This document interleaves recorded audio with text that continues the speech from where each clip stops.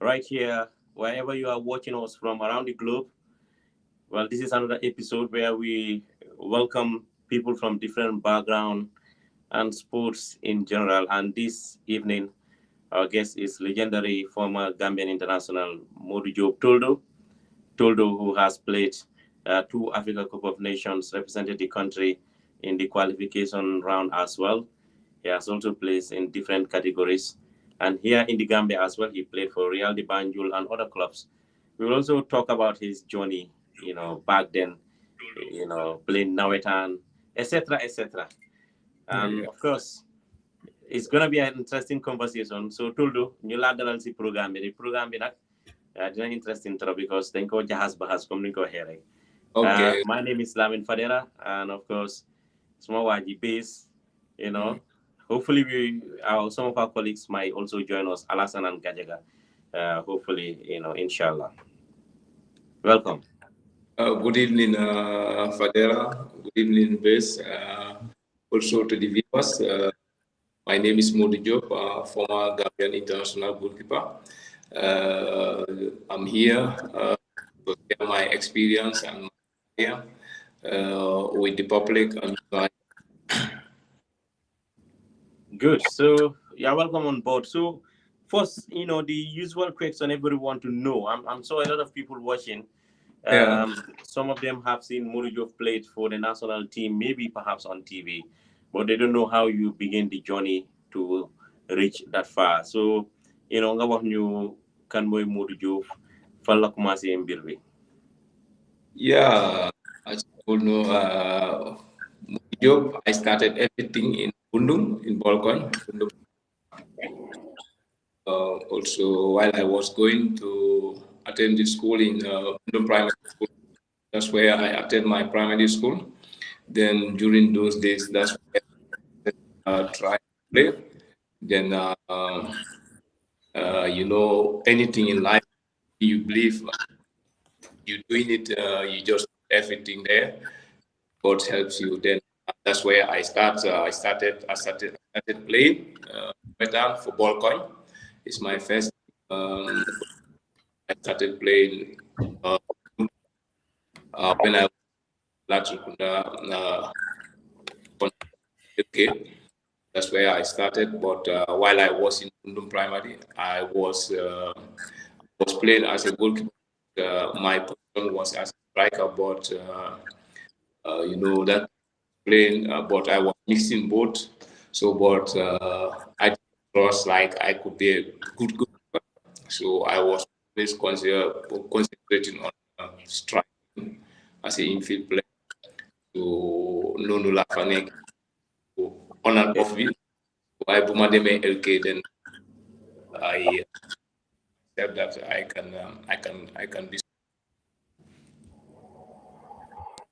be playing in the goalkeeping area. That's where my P guy who pushed me to concentrate on goalkeeping. Then I believe myself. Then I that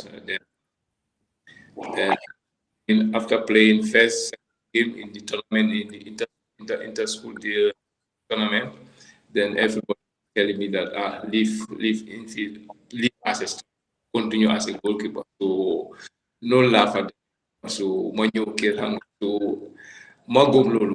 Even when you so mangi like ball coin, somebody play as a striker.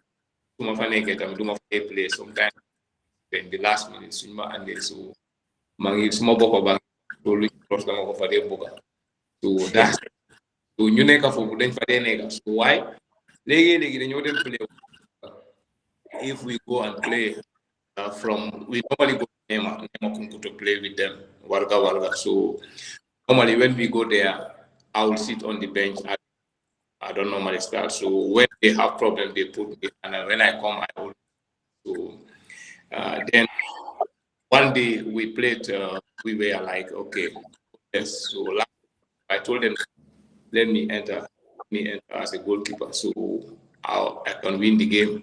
So I entered. We went to shootouts, then we won. So then that's the time ball eating themselves. They start to trust me as a goalkeeper. That's right. I was. youngest players there. We have new goalkeeper, one of our Umo, yes, always play. He's a very good goalkeeper. So that area I couldn't play, but after we started to go to we went to for qualification. For qualified first qualification. We won our first game, then fortunately game we were out. Then we came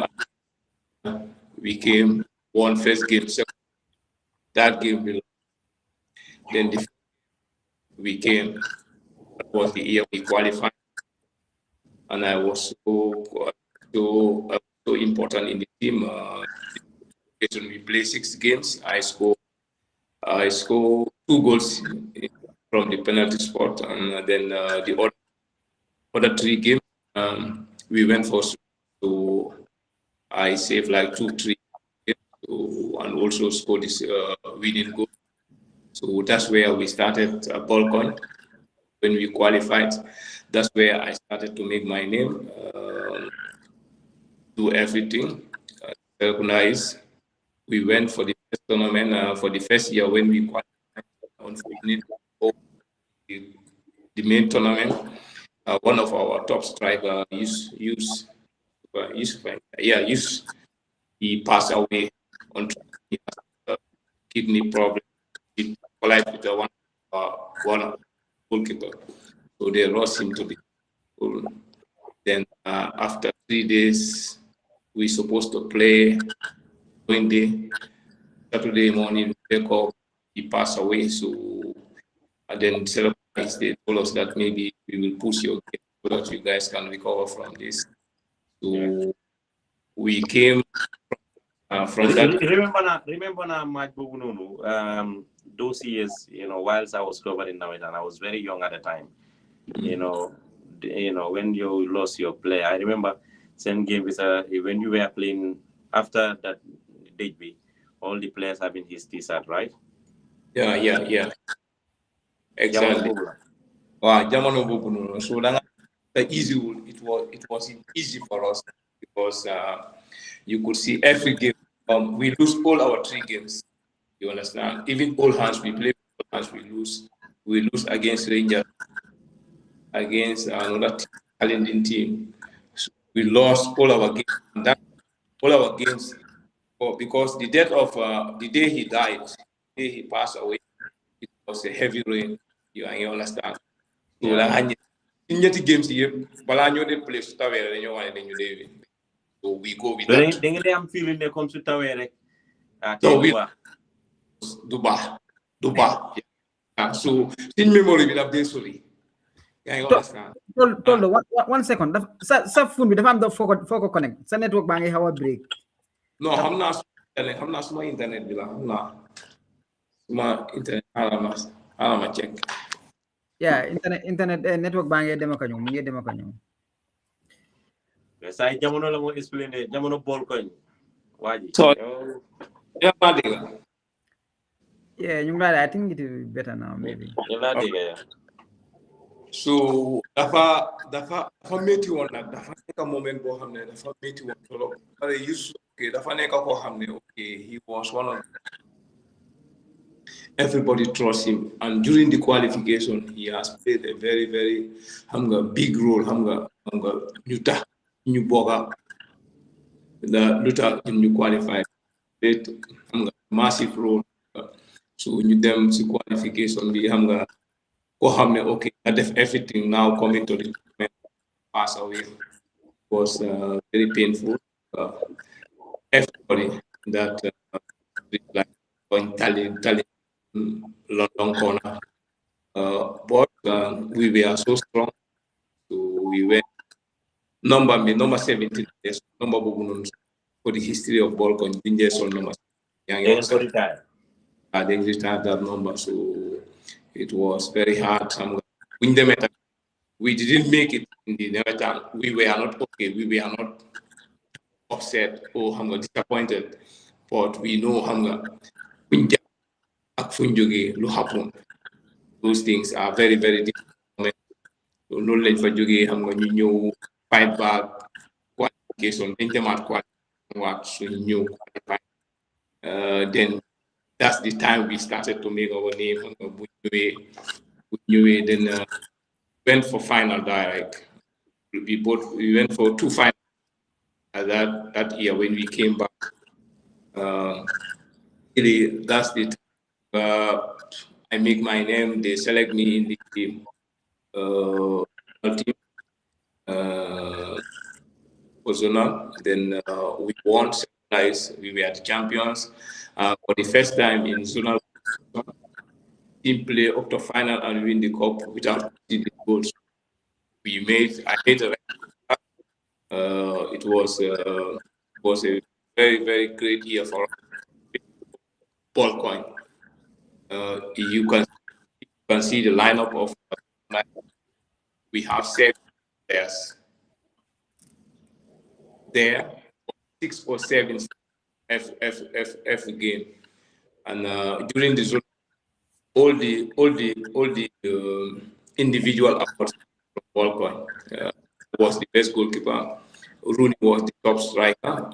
Mula was the player of the tournament, and also Mulai Jasi of so he was one of the most outstanding.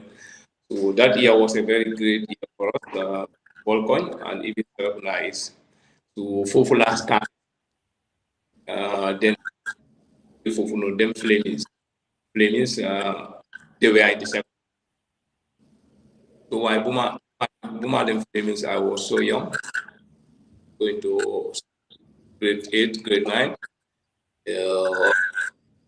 I've been there for then the qualification in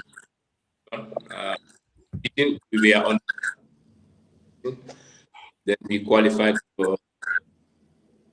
So that's where I started my career. Interesting. Yeah. Interesting. So Madela to this Balkan Jamano Bolin don't play. How was the Nawatan like in Serakunda years? Man for Fognan like one on never time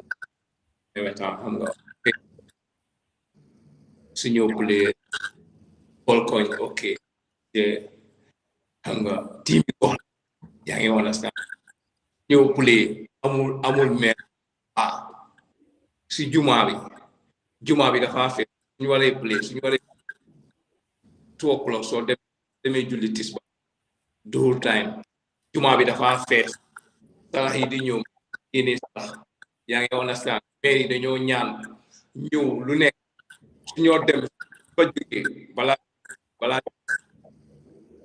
dañoo dem si imam bi maanaam ñu maire yi te ba nga maire yi seen kaala yi tegal si yoon bi lañ leen lal nii seen kaala yi naan ñu dégg leen ngeen dem de kenn du leen mën a dara trust me bro non man naa wax loo xam ne dañ dee play ball coin ok after ñëpp dañ doon wax ne non ball coin dafa am na affaire yi jiiri ak yooyu noonu waaye ok ñun iya boobu noonu like one of the most successful year for ball ok ñun man musuma ok nga taxale boo xam ne ok imam bi jox nañu ko so those are the words of xam nga God yuñ dee ku nekk daf ko read nga so ku nekk day jël responsibility dama ko def 10 times sorry 10,000 dama ko def 5,000 so we have to do it more than 50,000 yaa nga honest loolu suñ ko defee loolu suñ demee dañ de team bi we were so xam nga very nga been together guddi ak bëccëg team bi dañ xam nga we are together loolu dimbal baax a baax fay dañ joxe yëpp so very very amazing year for us to make history there winning back-to-back trophies. From there, the following season also came in the Nevada, one of our winger, number 7 or number 14, he passed away, Pair. You understand? Pair, Fana Hamabo. One of I'm not, yeah. mom gaañu so after that after no number 17 after dafa jël 17. jumute dafa jël number 17 so after retire number boobu noonu gaañu Boobu la gars boobu la doon wane number 17 bi ku ko laal rek dem boy. Youth dafa sol number 17 mu gaañu yaa ngi wax kii mu ñëw mu sol so xam nga su ñoo dem play sa test match soo tegee number 17 kenn du ko laal gars yi toog si bench bi sax gars yi toog si bench bi moo leen gënal gars yi sol ko so mooy loolu so ñu ne bii moom daal booy nañ ko paagee nii su ñoo dem jëndi veste duñ fa dee boole number 17 because kenn du ko sol so bool koñ moom dafa nekkoon koñ bu humba people were united families yi xam nga soo ñëwee nga gis famille da nga fone dañ bokka loolu was xam nga bool koñ moom loolu dañ ma dimbale tolop tamit suma development in football du meer du xale du daaw xam nga ñëpp they've been there for me supporting anybody not only me those Musa Balas Rooney Pamulai Solen if you speak with them they will tell you the good things about Bolcoin.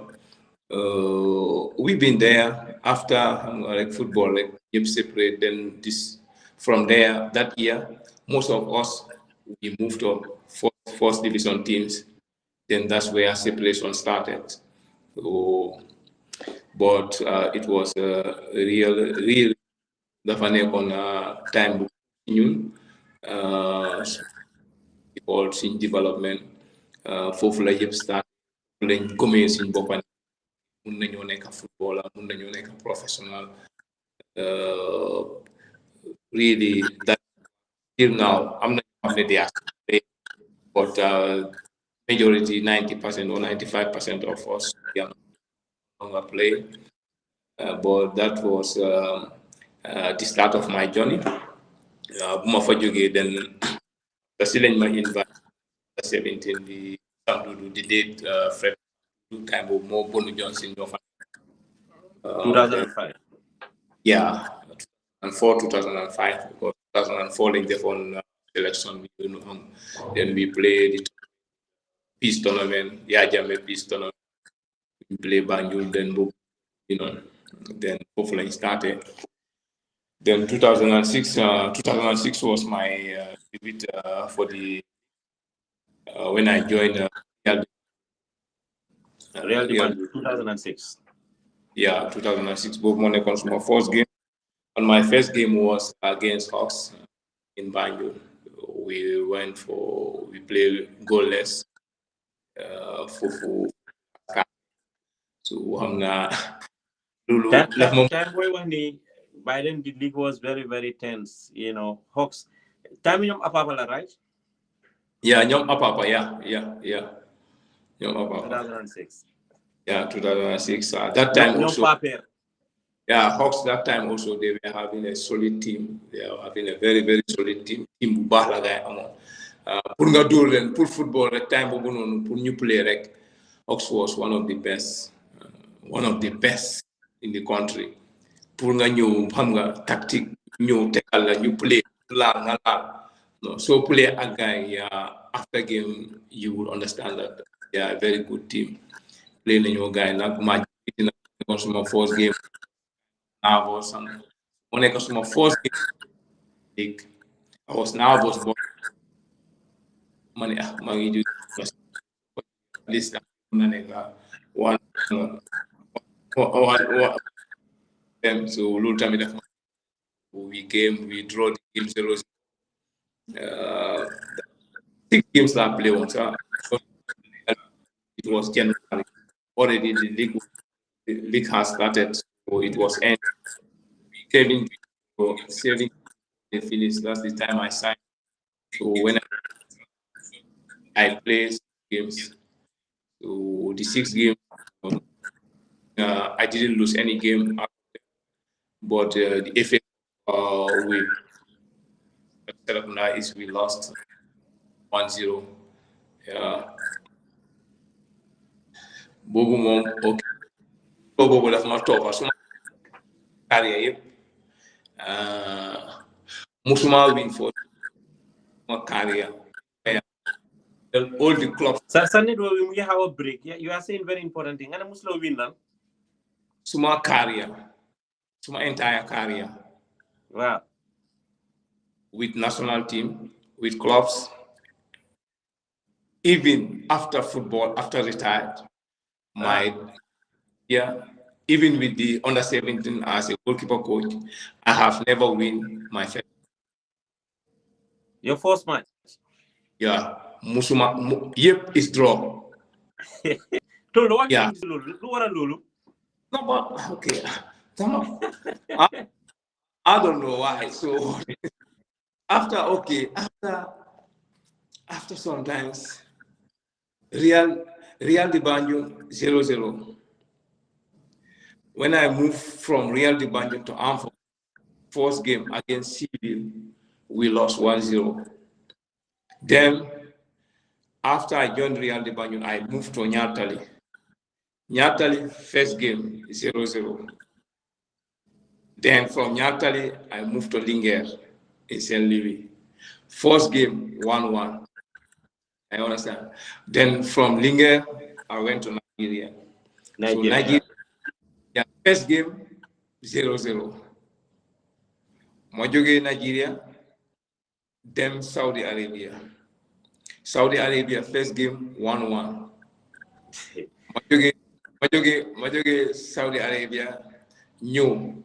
Madem Madelo Watfi, Njambu, Senegal. First game, 1-1. Majoge Fofuno, then Madem South Africa. First game, 0-0. Yeah, I understand. Majoge South Africa. Monyo Gambia. Play Gambia. Why then after Sila Mufi, Rwanda. First game, I lost 2-1. Yeah. So we don't make suma jaja, suma club yi ma jaar. Why break na record kon sa first game AFCON bi win on 1-0 ah?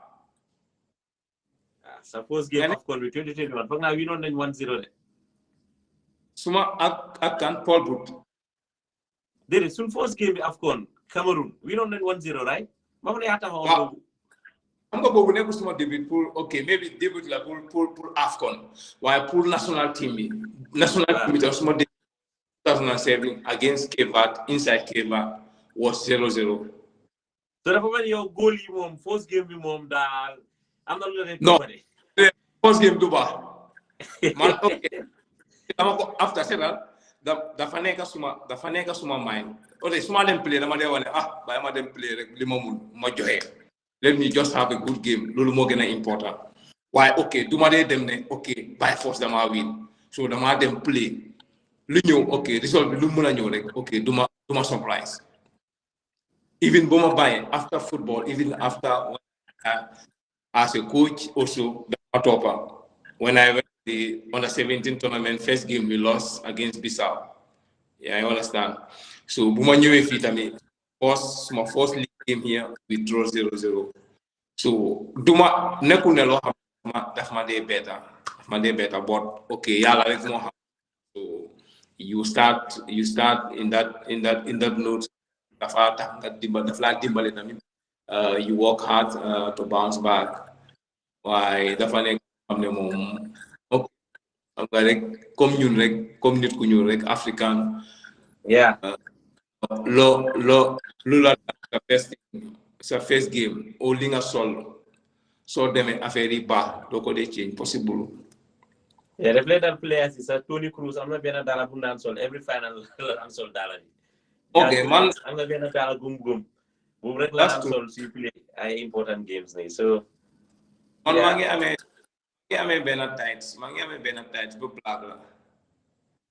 Adidas. Tights. Dama ko sol dama ko sol more than 20 years I think. 20 years moom suma woon waaye gaawul na ma sol ko. Gaawul ma sol dem play match bu important. Toldo mu ngi waatee sa caméra bi tuuti sa face baa ngi xaw a dog sa caméra bi. Waaw léegi ñu laa gis. So nga ne tight loo ma si tights bi nga ne 20 years right? Yeah, because bumako ame time bu yep ma ngi won si national team ma ñew si national team yi even suma club sa dama ko de yewale why bobu duma ko de gawa sol nak even si league ni at mi mun na ko sol maybe 3 times why game bu mag rek la ko de sol game bu mag donc ok dama ko loolu dama ko gom ma ne non lii moom lii suma naka lañ ko dee waaye lii moom nga ko ku ne duma nga la di wol do ko fale non tâche boobu noonu c'est daal dafa bona ma ñaw duma ko may donc play 2 years bo mooy lokki chambi waaw boobu moom boobu wax dëgg moom duma dee disappoint saa bu ma ko solee ok we can lose waaye dina fekk ok dina am a big game dina def a master class game xam nga su loolu moom mooy loolu even suma last season Rwanda sax maa ngi ko amee dama ko daan use foofu noonu so xam nga rek nit ki moom loo believe rek la like amoon naa benn Adidas boobu moo nekk first game in the national 2007 boobu kii moom ma ko jël sin team head of the league sorry moom ma ko jëndaloon si federation I forgot the name waaye lantom moom moo ko wax pour mu jëndal ma was Thomas committee of Yamagena.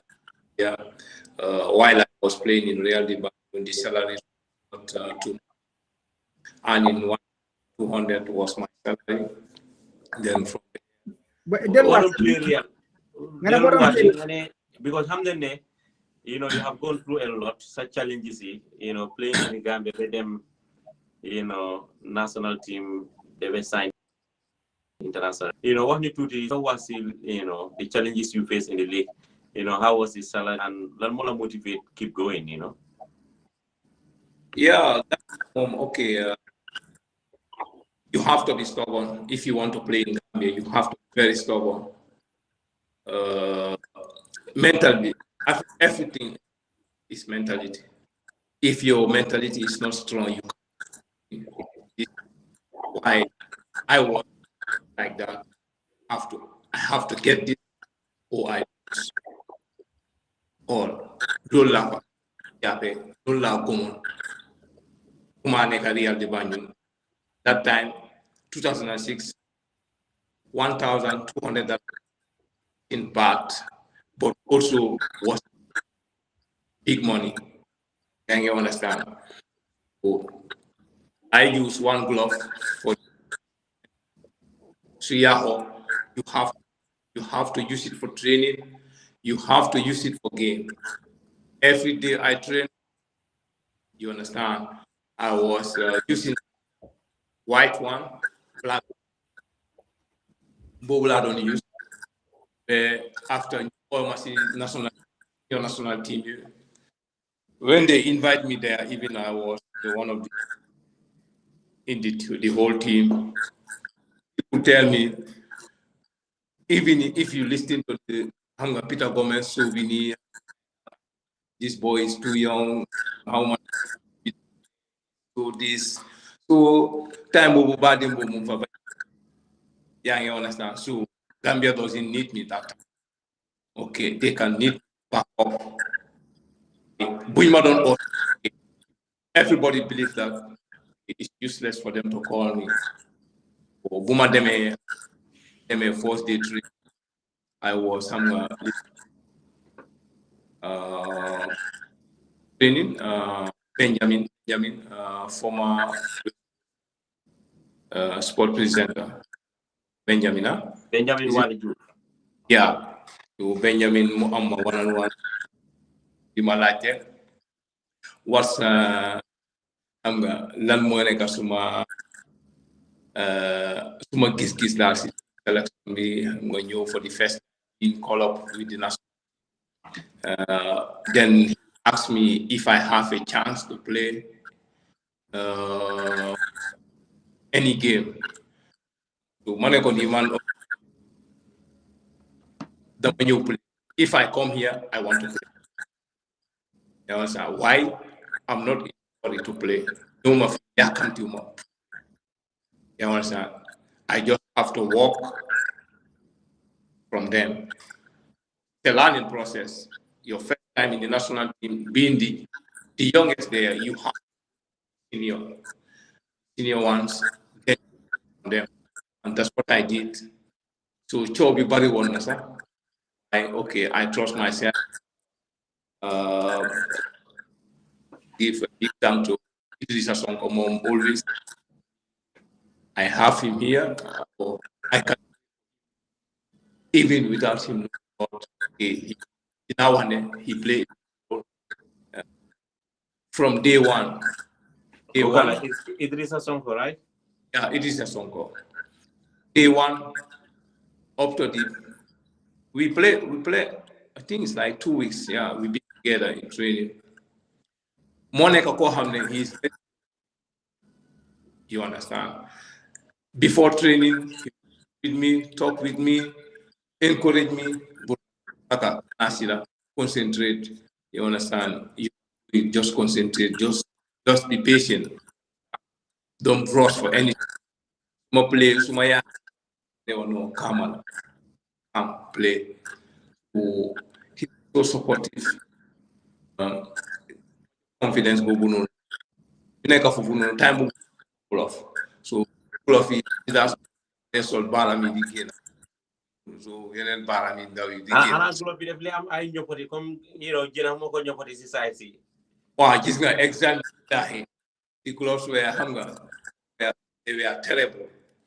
Waaye nekk foofu noonu rek soo nekkee bañkat noonu pour nga def wax nit ne jox ma lii so daf dee mun a métti yaa ngi understand so ma nekk foofu noonu after buñ ma dañ ma drop around 12 midnight lañ ma wax ne dañ la I think they gave me 3,000.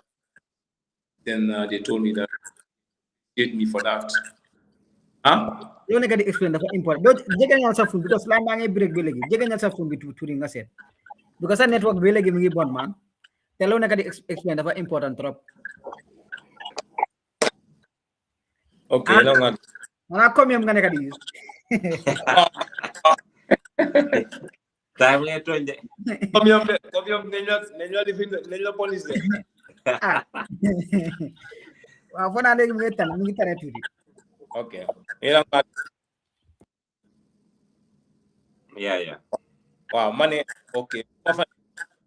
Then ma mujjee drop. Unfortunately, I was one of the players who were drop. So it was midnight. Then ma drop. So ñu jox ma pass $3,000. Then la company training Alabama. Then I went home. I was using Nokia 1110 for now 1110. So good as wow. 11. Money haram. I call after time magi real the bank. So I call Willie. Money call. I did not drop money. Willie, no problem. You okay? I've expect that. So, but it's also experience. So, on games, then you are game, Hawks, now West. So, Maneko, I'm going to play because I'm not traveling. So, it's better let me play the game if it's possible. So, William Munema, okay, you know how could be. Then they will discuss, they will get back to me. So, after Silamo will call Munema, okay, you will come to camp for the game. Yeah, you understand. So, Madam Kerr, Nakbuma Age Kerr, but aga ni sa taxi la jëlon ci ni sa ñepp ci aga kër ni ma julli mané haral ma fay suma fund bi monté na way mané no bay suma fund nit mun na ma call so someone can call me maybe it's urgent so I just went to bed just 5 a.m. exactly 5 a.m. I got a call from Langtombo that time Army Chief General. Then ma receive ko. Then network was in good. So ma hang up. Then late Peter Bono Johnson call ma. Yeah, mom tam munu ñoo wax. Then Lang Tombo mu call out Marek. Munema, what right? We need you at the airport right now. You can take a taxi, we will pay it. You just put your passport, everything, your luggage, come to the airport. Yeah, I understand. Then man rolla still musa. Man brosu masa man dama still pega bena jin mu ngi tegu ni dama teta jin bi daf ma ubasa. Mo defin jin. The jin was over. Huh? Wow, Damagon, I just turned it. I was not even seeing my belt. I didn't have belt. You understand? That's where I just put my belt. I just put my black t-shirt. I had my Adidas bag. So luckily, when I didn't touch anything from I left them there. You understand? So the passport was there. So I left. Then when I reached to the airport, I reached to the terminal. Then my trousers fall down even. So I was boy dimaretan koto dimaretan boy bilahi koto dimaretan koto after yeb dañ ma don tap fa they give me hamga ñepp ma don hamga so everybody was very they came you know malaka don't worry nañ dem to the end so no flight or where we play that game I play for 2-2 after the back to Zambia. After 2 days, we traveled. So when we were traveling to Musa Baja was already in Sweden. He was back in Sweden. Him and Idris Kasongo. Yeah, you understand?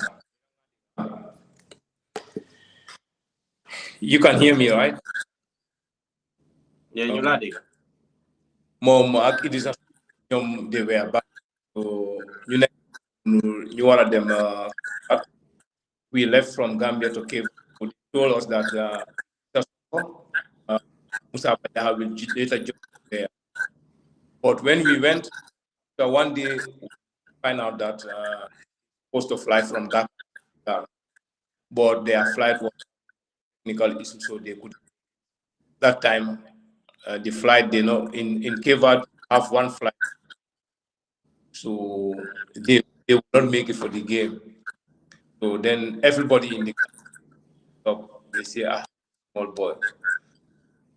boy. So ku nekk daal xam nga rek nga jël nit rek xam nga def ko si sa plan waaye ok yow nekkul sa xel ne ok mooy play xam nga kun even koo jël danga am yenn players si team bi waaye yow ok yaa leen jël waaye you don't have mind to play them yaa ngi understand so ñu dem ñu nekk foofu ngeen dem train sax day free up sax luñ dóor daf dee dugal dee dóor nii mu ngi taw bloc bi affaire dama di téye affaire rëcca koto yi commencé di ngunu waaye am na koto yoo xam ne ñu ngi ko ok they gave me courage ma koye time boobu Idi was not there yaa ngi understand but Ibu Silla was there am Yankuba Cissé Mal wow Yankuba was there Sirif Samba Passé Kujabi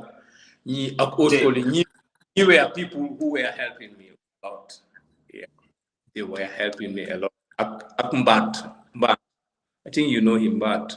Yeah. These people they were helping me a lot. You know what? I would worry in play. You for you fear. After me, I'm like a boy. Ibu sila mo naman ni kisunga balandon new fee. Chabanga game bo play Walida against Walida. Game bo so ko play fee again. Amul ragal koto yi dañ ragal xam nga so gars yi xam nga gars yi jinjama so ma ne dafa baax so ñu eewu man waxuma gars yi affaire golof bi de man su ma xel boobu nelaw ma trust me okay I didn't sleep coach bi du dee jógee suma néeg nelaw ma eewu coach bi every 30 minutes mu dugal suma néeg Modou okay, Spanish la mom degul okay. His English wasn't so good. So Modou, Okay, match. Yeah. And I go, okay. So Mal was the only player who can communicate with him because Mal Davdon was Spanish. Yankuba can speak Spanish very well. So Yankuba was translating. Bunye sumandi kam nga Yankuba mu translate bi Yankuba di moy muy wax Yankuba di translate so munema muy wax Yankuba ne wax mu kam rek dañ ko trust. So si suba buñ ewo at 12 p.m. Mane guy hey bro, I'm a glove there. I told them, hey, I don't have gloves. Good guy, do be me boy. Don't do last minute. How can he sit till last minute and tell us that he doesn't have glove to play?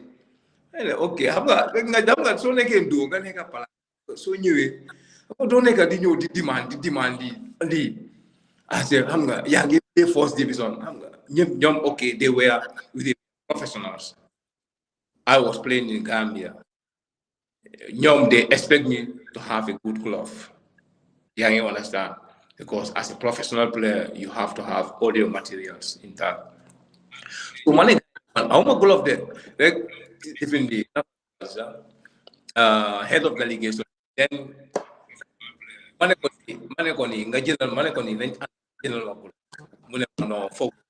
he have to call Langtombong first. So, bum calling Langtombong no. Jël leen moto yaa moom ngeen dem si sport shop bi so suñ head of ñun tamit foofu noonu si ku ñu doon dimbale foofu noonu si head of delegation yi so kooku si lañ ànda mu yóbbu ñu si benn sport shop so ma gis benn Adidas blue yellow ñaari cola yu noonu la and black dafa xaw a mix so dafa xaw a tight sax waaye ok ma ne ok bii aw ma choice so you train a glove you haven't trained with the glove how can you play with no man bobu du sama problem duma professional time nga so nege suñu joxe ñamba sa nga play so I don't care so we went day of the game we started the game with the high intensity play affaire yang ne then start the guy am chance guy dur mal dur ko mu laal bag mu laal suma bopp mu dem out corner ñu ñëwaat one on one ma téye affaire coverage ma téye so how course in football as a goalkeeper is very very important it's a first action is very very important suma first boobu noonu loolu moo ma dugal si game bi unfortunately we play up to 10 minutes we had a red card. Ibusila was sent off. Ibusila. Yeah, I understand. So, Preso was, they were just coming. And thank God, when God is at your side, I believe that day, okay, yeah, I make a lot of effort, but I believe that God was on my side. I performed extremely well. The first half, we went 0-0. In the second half, we started again. They were just coming one-on-one. In a game, a goalkeeper saving like more than 7 one-on-ones face in that game. Then you know that okay, team is off now. So we started second half again. 10 minutes. Toldo was sent off. So we went for 9. So Maju was so tough, bro. Kevat can play, knock the ball, they come. Lundor Magini, they know door guy supporter why, but yeah. I mean, after Maju, once I wanted, after Maju, my average yes, some of the Senegalese, they were so much there in Kevat. This Senegalese, they came to support us with the Gambians, so everybody, man, how guys in Kevat country, he came down, he took my hand, he told me, I'm proud of you, you are done, keep it up. That day, okay, like I have a lot of presents from the guys. Tariq was there, Egyptian coach. The Tariq former, Saji, right? yeah, Tariq was there. He bought a new watch for me. Also, our coach, a new perfume he gave me. The players, they were giving me 100 euros. These people, 50, 100. I don't even know how much I had that day. Yeah, I'm not even doing the jackpot be. yeah, I hit the jackpot that day. I hit the jackpot. Yeah. So I was in that day in the hotel. If you come, first person, anybody who entered the hotel there, where I want to take picture of the goalkeeper. I want to take picture of the goalkeeper. So, that day was okay. That I believe that okay, I can be number one. But I have patience. I came patient. I was not saying that take the. I just came as a student hunger. Put jang. So money affair. Then when we went back, we were supposed to play with Algeria. I understand. So when the coach, two coaches, they make the team list. They put me in the team, and Bajaha was there. Bajaha was there, but from today, I will be the number one. Then that time, Sidi Kinte was there. Sidi Kinte team that I also agree. Sidi, we have to protect him. He's a small. This game is a different country. Algeria is one of the biggest countries in the continent. So, guy, what Tariq, Spanish coach, they told the the federation that I will play, no matter how. Then I have to cool them down. Go and tell Tariq, no, too young, please. Pressure is too much. Let Baja play. You understand? So don't let the guy, man, they have to. Then I tell them that leave him, let him play. Okay, I have a big in Kepa. That doesn't mean again. Football is a process. You understand? It's a process. Pull up you to like okay, you have even anywhere in the world. The first goalkeeper when he's suspect. Second goalkeeper come, yeah. Till now, if the first come, you have to take. That's what I believe. Yeah, you understand. So you play at Algeria, you win Algeria too. So fofu na commencé di ñëw si national team la commencé di boga. Then after them zone 2 in Bissau, I was the captain there. We had a good tournament there. We were not far. Jógee fofu noonu call pour tamit ñu invite ma boo la commencé di move. Believe in myself that make it either in Europe or other side. You understand? So I work for it. Yeah. Then I moved to armed forces, Real de Banjul at the same time. Before moving to Senegal, it was a great journey for me. Gambia, winning with the Real de Banjul, and also then was my Gambia. Then I moved to Senegal. When I challenges about food, about challenges, you have to believe yourself. Anywhere you go, whoever you meet there. When I went to Senegal, they have a goalkeeper. He's a Senegalese international. He's the captain of the Senegal national team on under 23, and they are local base. He's their captain. So he was also playing in Nyatali. So why they bought me from Gambia, because he's supposed to travel to Tunisia to sign a contract. But unfortunately, there was an issue. He couldn't go. So I have to continue with them. So then I was the backup for him. But I went there. The people believe that I won't play. Even the Senegalese, the fans there, they told me that it will be very tough for you to play because we know Papsedo is a good goalkeeper. He work hard. I love challenges. I love challenges. I always want to work hard. That's where you can develop yourself. Papsido was there. He's a top goalkeeper. I try to learn from him. In life, anywhere you go,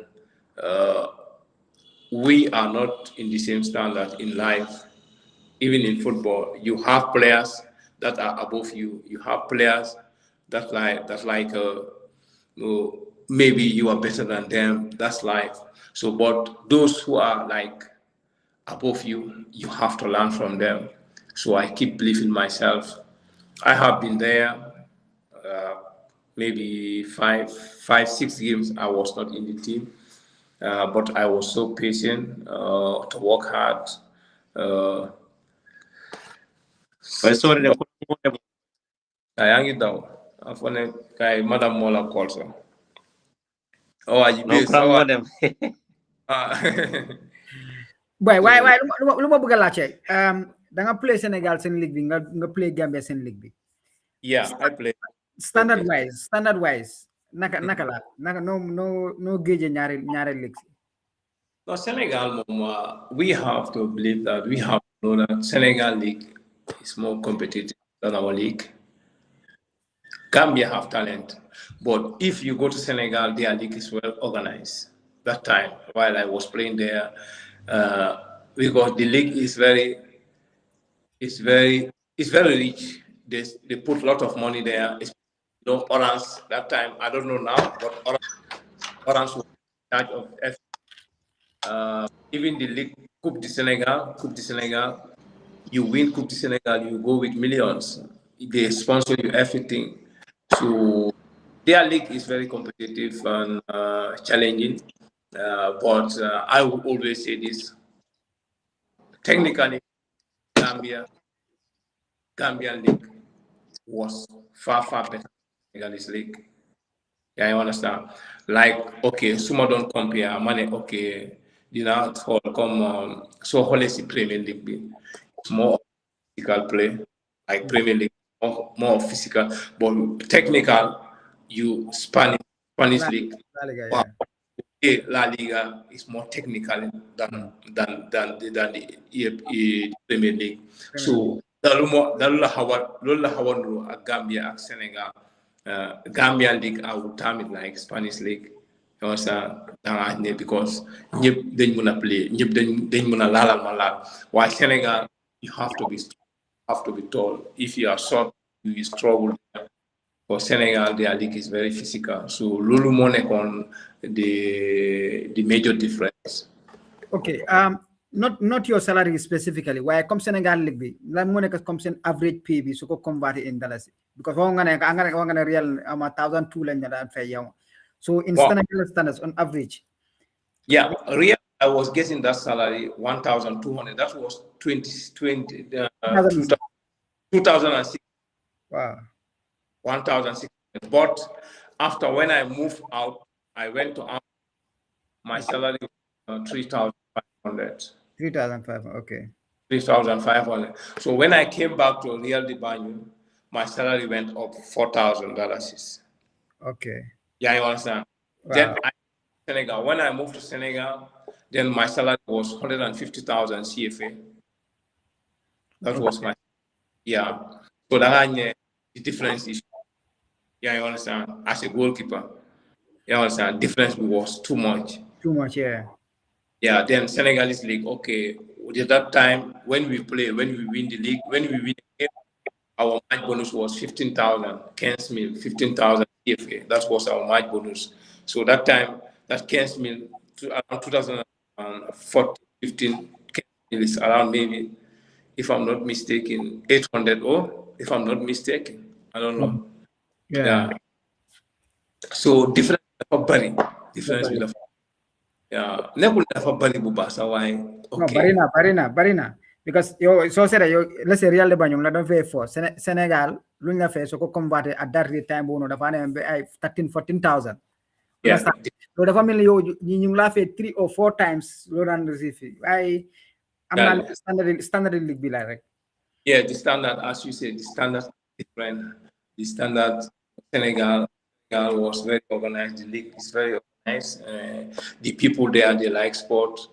Single play, like Nyatali senior play, like every game, our game, when we play, our tickets, we win, okay, we have a profit of like 3 million CFA. Yeah, was a maximum. Lulenge am get tickets. 3 million xam nga loolu nekkul xaalis bu ndaw loolu nekkul xaalis bu ndaw so xoolee 3 million boobu noonu is like almost 200,000 suma mistake gu teel loolu laa nekk di calculate so it was too much. $240,000 $140,000 per match. Suñ hosee match because start Demba Jobe lañ daan play suñ home game we normally played at start Demba Jobe.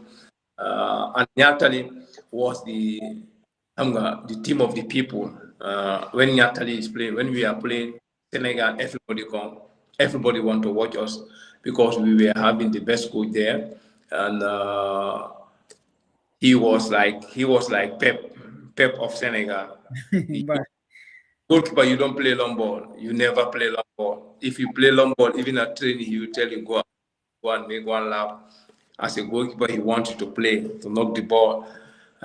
He will tell you it's my responsibility. If you make mistakes, to don't be scared to make a mistake. Make mistake in training. Make mistake in the game. I will still back you. So he gave us that confidence. He gave us that assurance. So that's the time. My first season, I didn't play much games. I played 6 or 7 games. But those games, I have never lost. I haven't lost that 7 games. I didn't lose any game out of those 7 games. I have 2 draws and 5 wins. Then second season, that's where I started to play. The first 4-5 games, I was the one playing. So that's the time I start to get myself, start to challenge Papselu. It was like this because he was also an international, so they have to give him chance. Then after they called him for the national team. He was the backup goalkeeper in the Senegalese national team. So then it makes it even more competitive for me. Yeah, I understand. Put on playing time. Why? I still believe man dama gumlulu. Man dama gumlulu. Su ma nekk palace ak koo xam ne okay. Yep, okay, then the key moment. Then I have to work. I understand. So when on Senegal, I was always working. Man, security president the last day when I was staying at the house of the president. You understand? So president, people call me your father, the president likes you. So what? Okay, president was also an amazing guy. He's the Senegal and the Senegalese Football Federation. He's a cool guy. Also supported me very well. More they stand for me. They help me a lot financially. They don't want to see me lack anything during my stay there. So no lañ fa nekkee xam nga so ma puus jógee foofu noonu after 2 years then suma last season foofu noonu si la Pape Thiaw the recent Senegalese coach Pape Thiaw ñun bu ñoo génn Pape Thiaw was coming. So that time he was not too much active. Why? He was the one who helped our infield players, especially midfield players and wingers. When we are training, finishing, Pape Thiaw was the one who led the training. And then Alassane Doul, former international, Senegalese international, also worked with the defense. So we were so organized that year.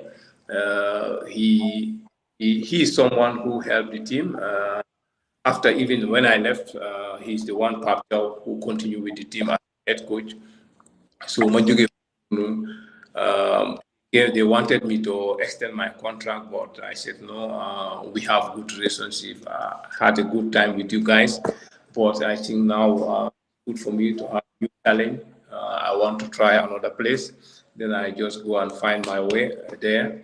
Then I moved to Linguère, Saint Louis. When I went there, the things were so cool there. As guy you know, sell we have a digital angara. So when you so guy then you tell about. So when you expectation were so high at my side because buma join guy. I'm going ikibi guy na captain Gambia. Everybody was saying that okay, now we have the Gambian international goalkeeper means we're going to win the league. Yeah, I understand. So expectation was too much, bro. So even training, the stadium was full. The stadium is always full with the supporters. They will come and watch training. So training was very, very, very nice. So we keep pushing. We came, we had a good start. First game we played with Casa Sport. We draw there. So after that game, we've been pushing, doing well. And after I have a little bit fracture on my little finger and keep me for 3 weeks, then I came back. I tried to help the team. I played one season there. Then we were having after our last game, we were having a friendly game in Morocco, Gambia against Morocco, in Morocco. So when we went there, that time my contract was just 1 month or 3 months left. Yeah, exactly. So from there we played friendly game against Morocco. That's where after the game, that's where I had the contract in Saudi Arabia. Yeah, I understand. No, from there, that's where I had a contract in Nigeria. So why club, the small club, they don't want to leave me, but I told them that I have a 3 months contract with you guys. So, but they told me that you have to come and play. You finish the league with us.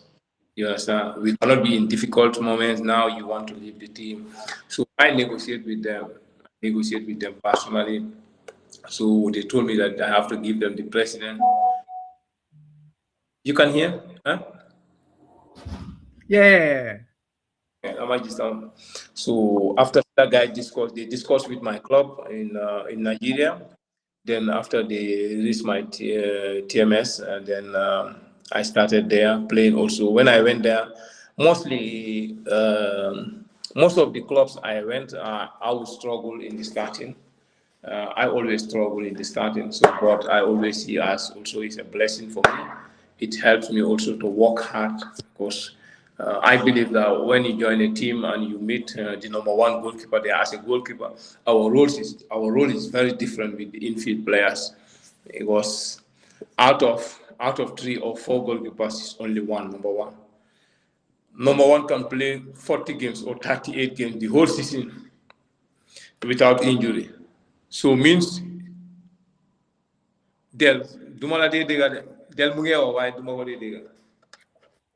Kii network am about waaye man lu ma bëgg a lifin ma because boo jógee Gambia da nga dem Sénégal jógee Sénégal dem Nigeria jógee Nigeria dem so sa agent bi musul laa trial European teams contract rather than centered on African teams. Europe okay, Europe daf dee ñëw waaye du dee materialize. It doesn't work. Okay, amoon naa boo xam ne okay Norway la woon Norway lañu waroon a dem so boobu suma dee ngénte la woon te dañ ma kool xam nga ñu ne ma am nga si ëllëg bi da ngeen war a dem xam nga apply visa waaye eewu suma nekk si yoon ñu ne ñu affaire yi dafa cancel so affaire so Gambia affaire yi Gambia boy non so luñ min ne affaire si dafa cancel mënuma understand. Okay, you know agent bi because agent bi moom li mu bëggoon was okay moom li mu bëggoon ak moom ku lifin ku ñu boole ak moom. Okay, ñoom de xam nga ñoom mënuñoo agree. yaa ngi understand kii dafa bëgg a nekk jël lii lu bari kii dafa foog ne kii dafa ko bëgg a nax so si poussante boobu noonu because agent bi si boppam dafa jógee Sénégal la.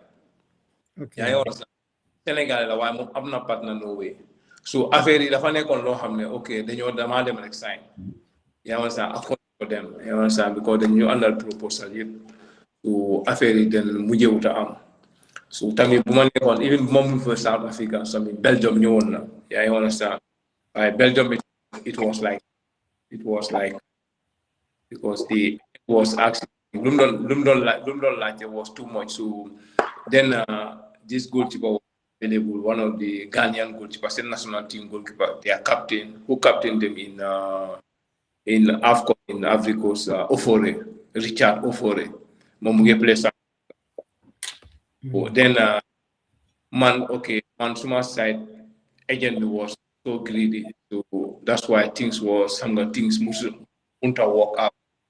So my fact, I'm gonna me in life sometimes we want something which is not good for us. So okay, it's not my luck to play in Europe. Why?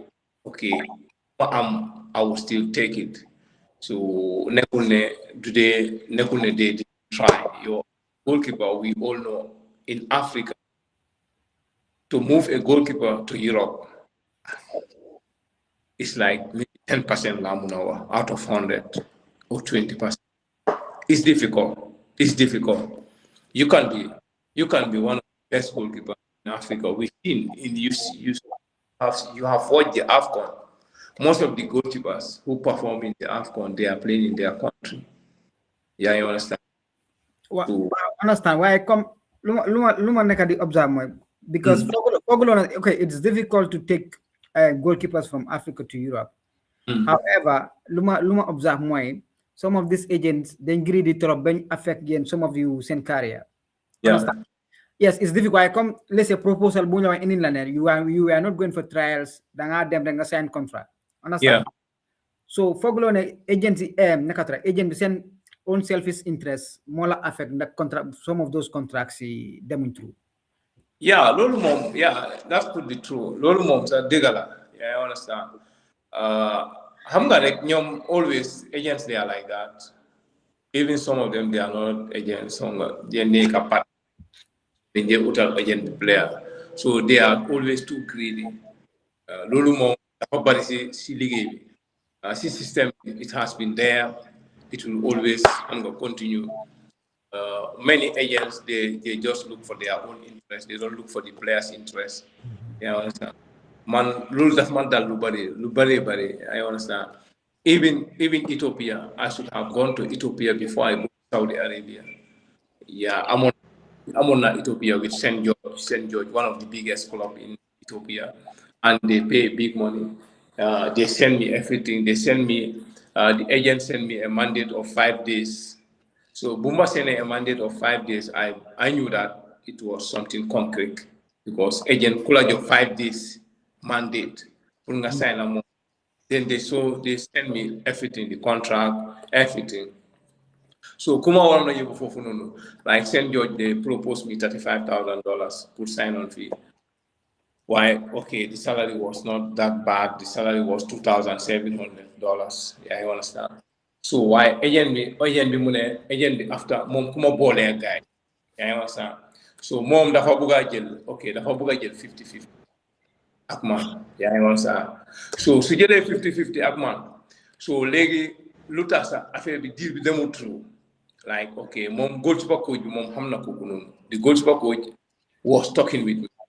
Yeah, because then connect key money goalkeeper wala ñu. So mom daf ma don communicate always. So mune ma li mo fa nekk. Yeah, you understand. Why sa agent bi man li ma d'accord ak mom man suma percentage dama am li. So it was like dafa yaatu affaire dafa yaatu.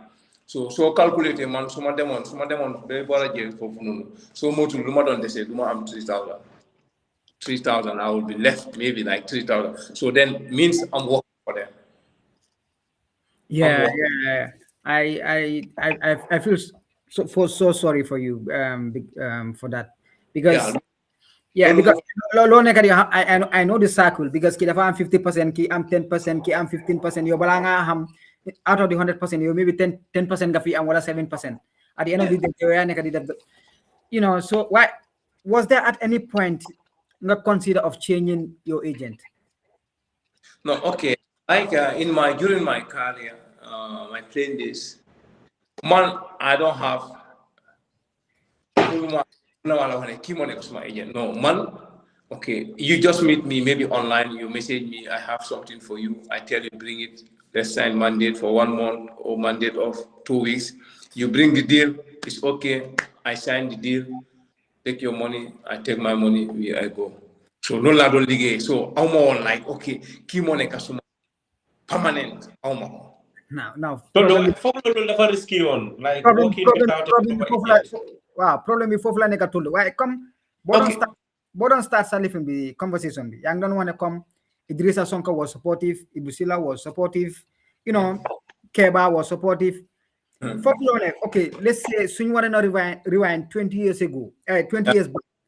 Wow. ñu ne léegi 20 years back yow nga war a jël décision bi fooguloo ne it would have been better nga toog nga ne Idrissa yow suma ko toog yaa ngi ma advice yaa yi waaye comme when it comes to in terms of contract lan laa war a def si suma professional career just maa ngi start only Yeah.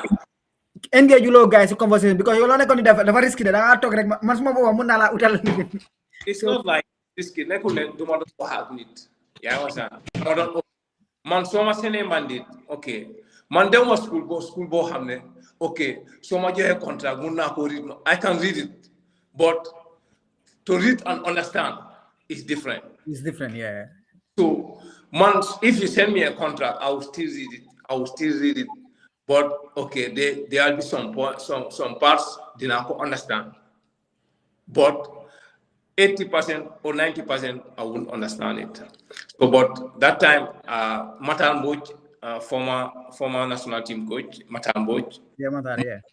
He is like, okay, he's like brother, uncle, he's like everything to me. Matal was so supportive. Matal, during my career, Matal coached me in Real de Banjo, coached my national team. So then they muna watan buba. So suñma yone contract. Dama ko de yone, dama ko de forward. Mané ko jëla sa time, nga ridal mako anytime. So pare mune ma okay. So Matal limbe def su lidé yépp mu understand yépp. Yeah, small move yep, Mata and Tom, the ex-coach. Yeah, was nyom okay, damade seek advice nyom bu baha suma contracts. So my first contract Senegal, Mata was aware, it's not everything.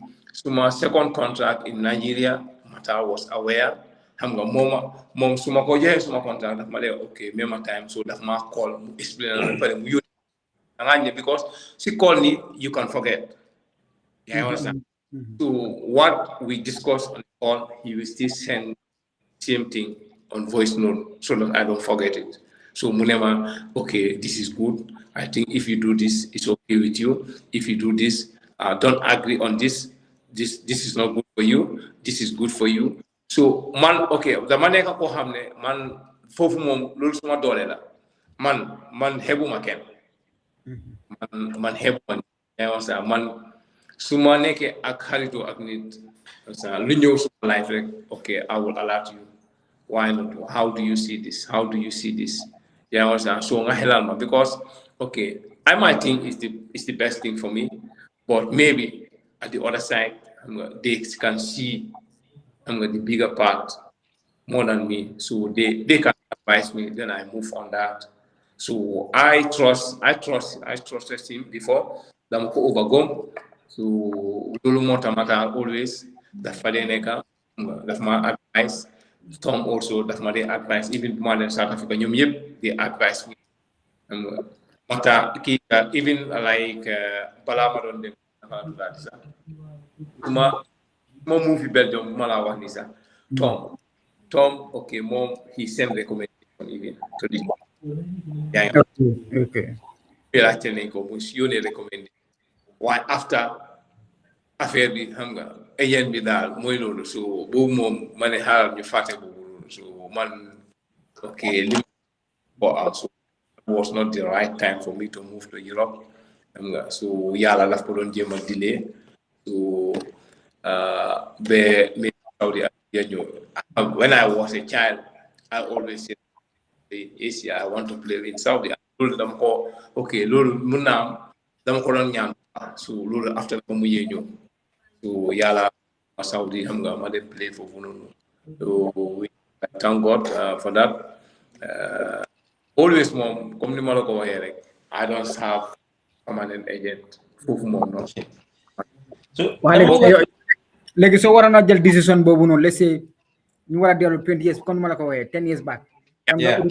da nga uti permanent agent, right? Or you still go, you know, like the way that you were operating.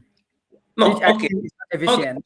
Risky because problem is more okay. Yo, suma sign on. If you were my agent, yeah, you understand, and you couldn't find anything for me, then Del Fadera come and tell me that Fulham want to sign you.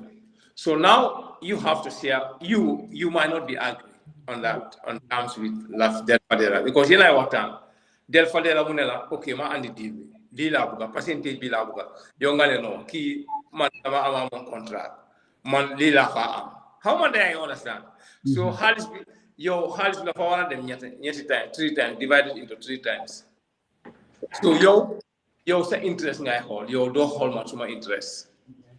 So loolu moo tax okay loolu moo tax if you're going to sign a contract with an agent dafa war a nekk okay agent boo xam ne dafa consistent.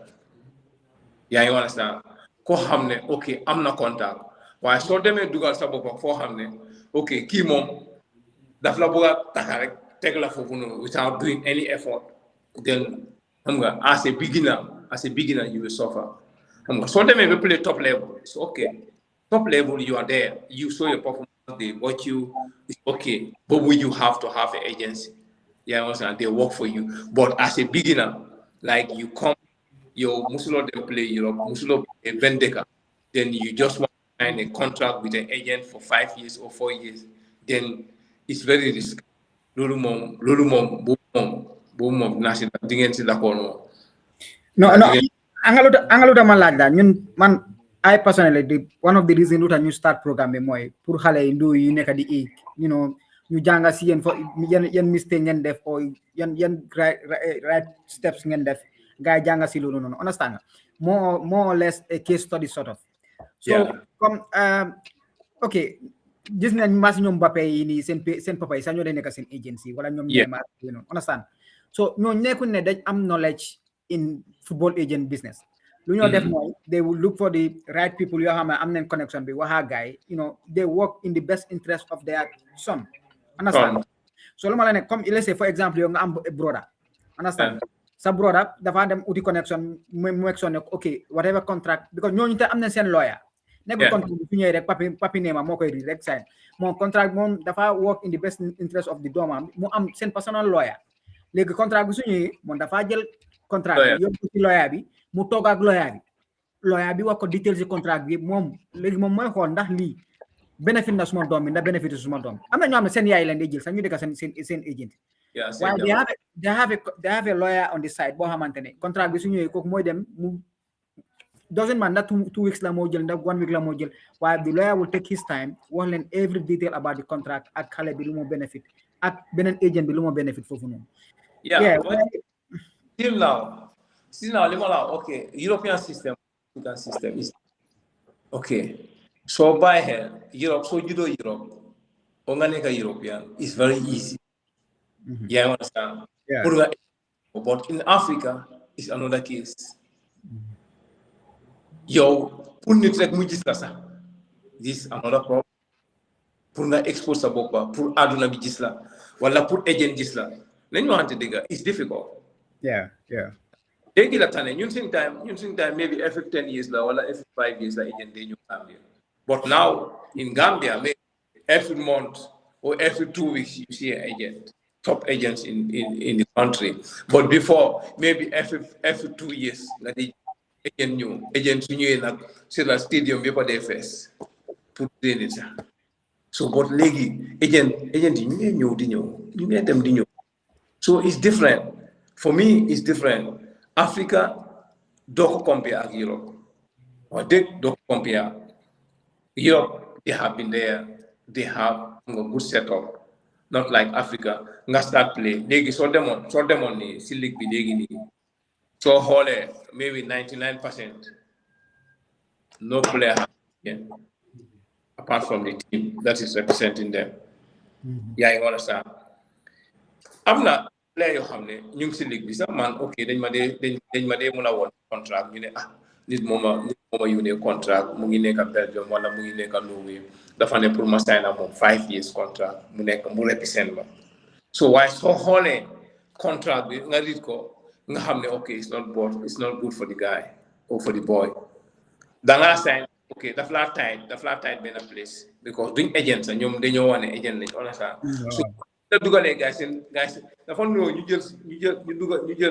dugal la seen néeg ba pare tëj ñoom ñoo la moom any agent bu la gis ñoom that agent have to discuss with them first if they don't agree with them because da nga am ngay contract waaye Europe is different Europe ok sa sister la wala sa yaay wala sa jaxa moo nekk sa agent yaa ngi wala sa moo la represent already you are playing in the top level so you play top level foofu jarul di yónnee agent naan gaa yaa ngi gis sa performance suñ bëggee xam dañoo ne si database xool everything ñu have everything si yow ñu contact agent xam nañ agent am already ñu contact ko direct diw dañ ko bëgga waaye different amul dafa am Afrique léegi yow soo kon player Afrique dafay dem pour dem gis ko da ngaa ñëw def trials gaa yi play si suuf bi gaa yi kikkante ba soona gaa ne kii bëgga naa ko soo nga ñëw mais bi xam nga documentation nga dem si team bi ngay jaar sax doo dem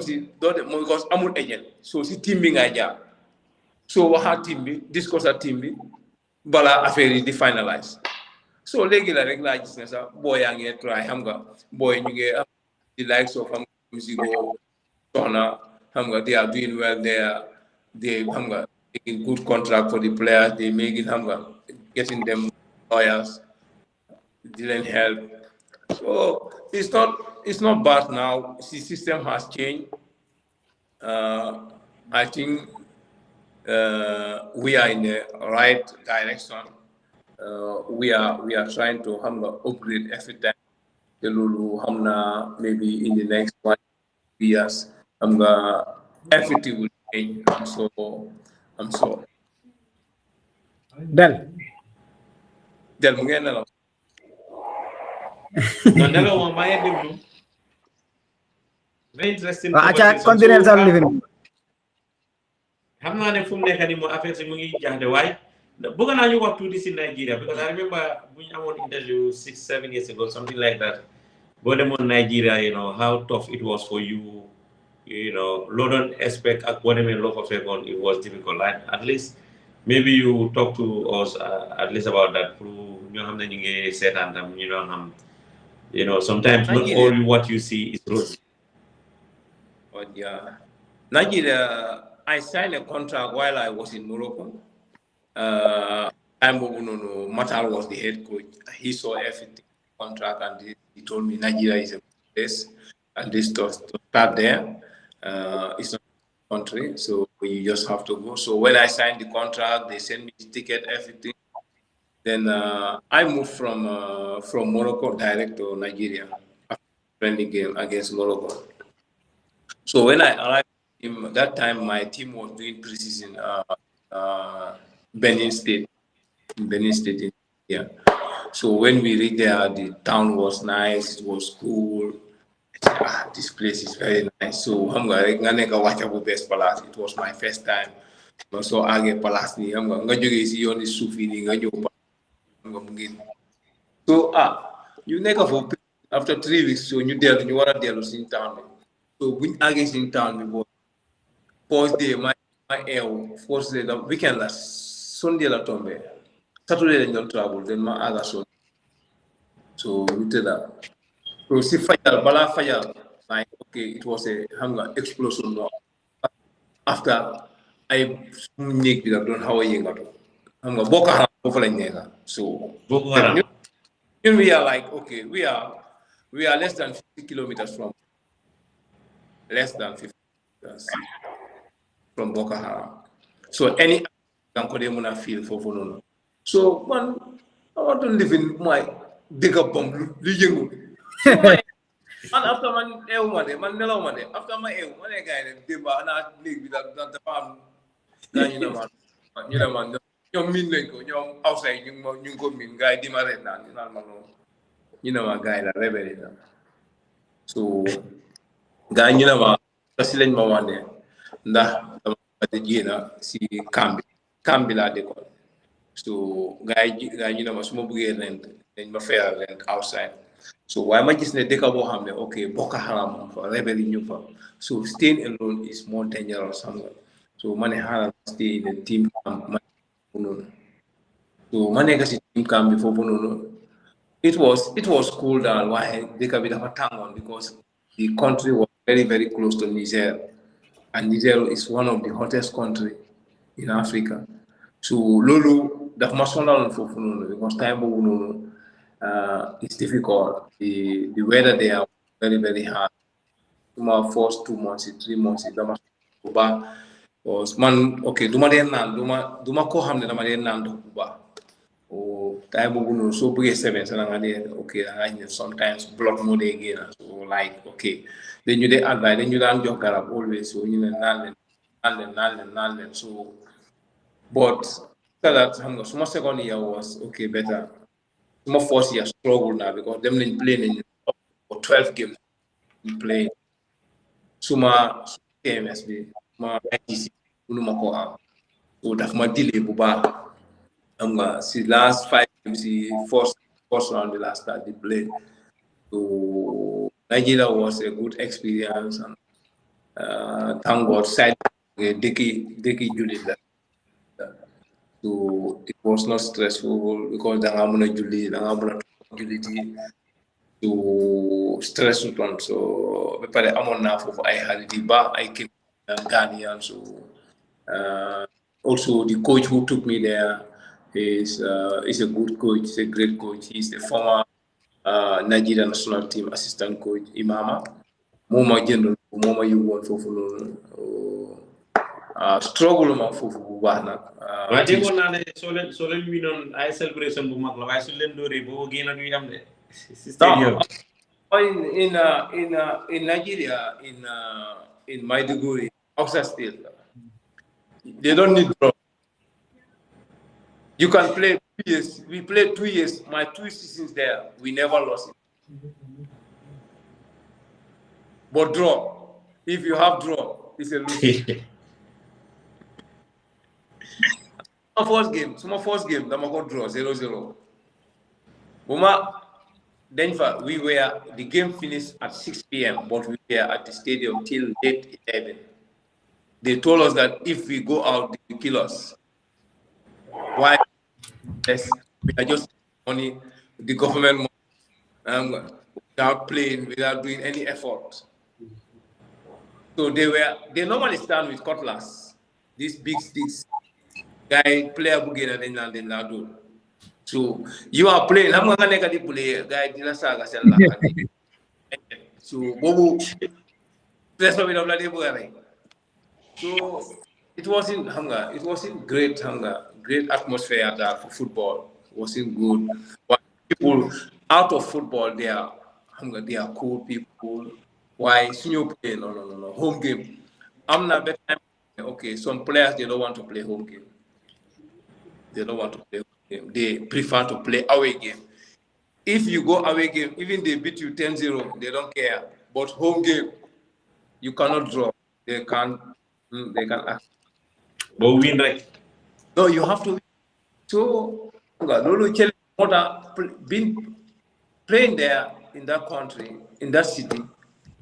Then after there, when I left there, I told my friend that I can play anywhere in the world. So that would change the mentality. Yeah, I can play anywhere in the world. Of course. Imagine playing, and okay, fans are standing waiting for you there. Well, Toldo, so let's play home game. Get am penalty. Bo nakala de deme. Right? No, single can be today. Go do nak. Bena boy le am ki. Abraham. Moneka sin kapil. Moneka penalty kick. Why? Gaul na mo penalty. So ame bena boy mo de kick Matias. Musna sani penalty. No, that this score. What have this score? Why for so sani penalty mun na re. No lost penalty home game. Why? Yala you did 90 something. Yeah. man sama dégg boobu penalty su fekkee ne dañu war a dem sax comme ngeen draw game ngeen war a dem penalty kick dama gaañ ma boobu man a gaay génne ma. But you have to sometimes, okay, playing in Africa is difficult. It's difficult. Africa, you can't make mistake. And who play? You'll make mistake by force. A mistake. So we have to accept that as fans. But it's very, very hunger. It's very, very sad. To play, be in that kind of environment. You have okay. They don't even know football. That's difficult. But it was a nice place to be. Nigeria is one of the toughest league in that time. Nigeria was that time. Enyimba was on top. Great. So mun nañoo sif si national team bi tuuti then because xam naa time baa ngee dem base wala waaw ñu dem si ñu wax si AFCON bi waaw ñu wax si balaa ñu wax si AFCON bi sax ñu laal si Paul Pout jógee Paul Pout dem si Tom jógee Tom dem AFCON. So dama ko bëgg a laajte sax 3 different coaches yoo xam ne he has worked on that like no four la di boy Gambia, I think I work with number one no is Bonu and Sandon. They coach me. You understand? At time Bonu, Matan Boy also coach me with Sandon. You understand? Then Paul Put Munyo. Paul Put Bumfajogi, Ki Munyo, the Spanish guy. Martinez la tuda. Martinez, yeah. Yeah, Martinez Bumfajogi. Raul Sabo ñëw na Raul Sabo suma waaji Raul Sabo ñëw na mu dem then Tom mu ñëw mu dem fona ñi la remember and Matar also okay I always name Matar. So you out of all this coach ban coach moo si gën a technical? No, football moom man dama believe that every coach has your own tactic. This is what I want to play. This is the system I want to play. All of them, they have their tactic. So maybe it's going to be, in some people might see it a negative way. Some might see it in a positive way. You understand? Why? So new tactically. Okay, Tom dafa nekk koo xam ne tactically. Tom si tactical la win. Okay. Tom Munanyo play, mom, okay, Tom doesn't care. You can take the ball. You can take the ball home. You can play 90% ball percentage. But at the end, he need the results. And Tom the flower, okay, swing consider goal. We can win game. Simple. So this, you go with this mentality that, okay, we will not concede goal. But if we can score one goal, we will win the game. Toldo, so them bëgg understand because ñun fans yi nga ñun moom nekkuñu foofu waaye comme Gambian ñu nekk outside ñun fans yi comme ñu bari mënuñoo appreciate it. Man personally I like waaye ñu bari mënuñ ko appreciate because of the way he plays. Waaye Soxna said the same thing comme loo nekk di wax ni Timba said the same thing. Comme tactically the guy is good. Daf laa wax ne moom lu tolla si game bi soo leen ko defee dañoo am 3 points. Loolu moo gën a tax sax ngeen dem si ñaari AFCON. Mën nga wax si mentalité bi ak naka la dee tegee tactics bi mind games yi naka la dee demee si dressing room bi on the players man to man management bi.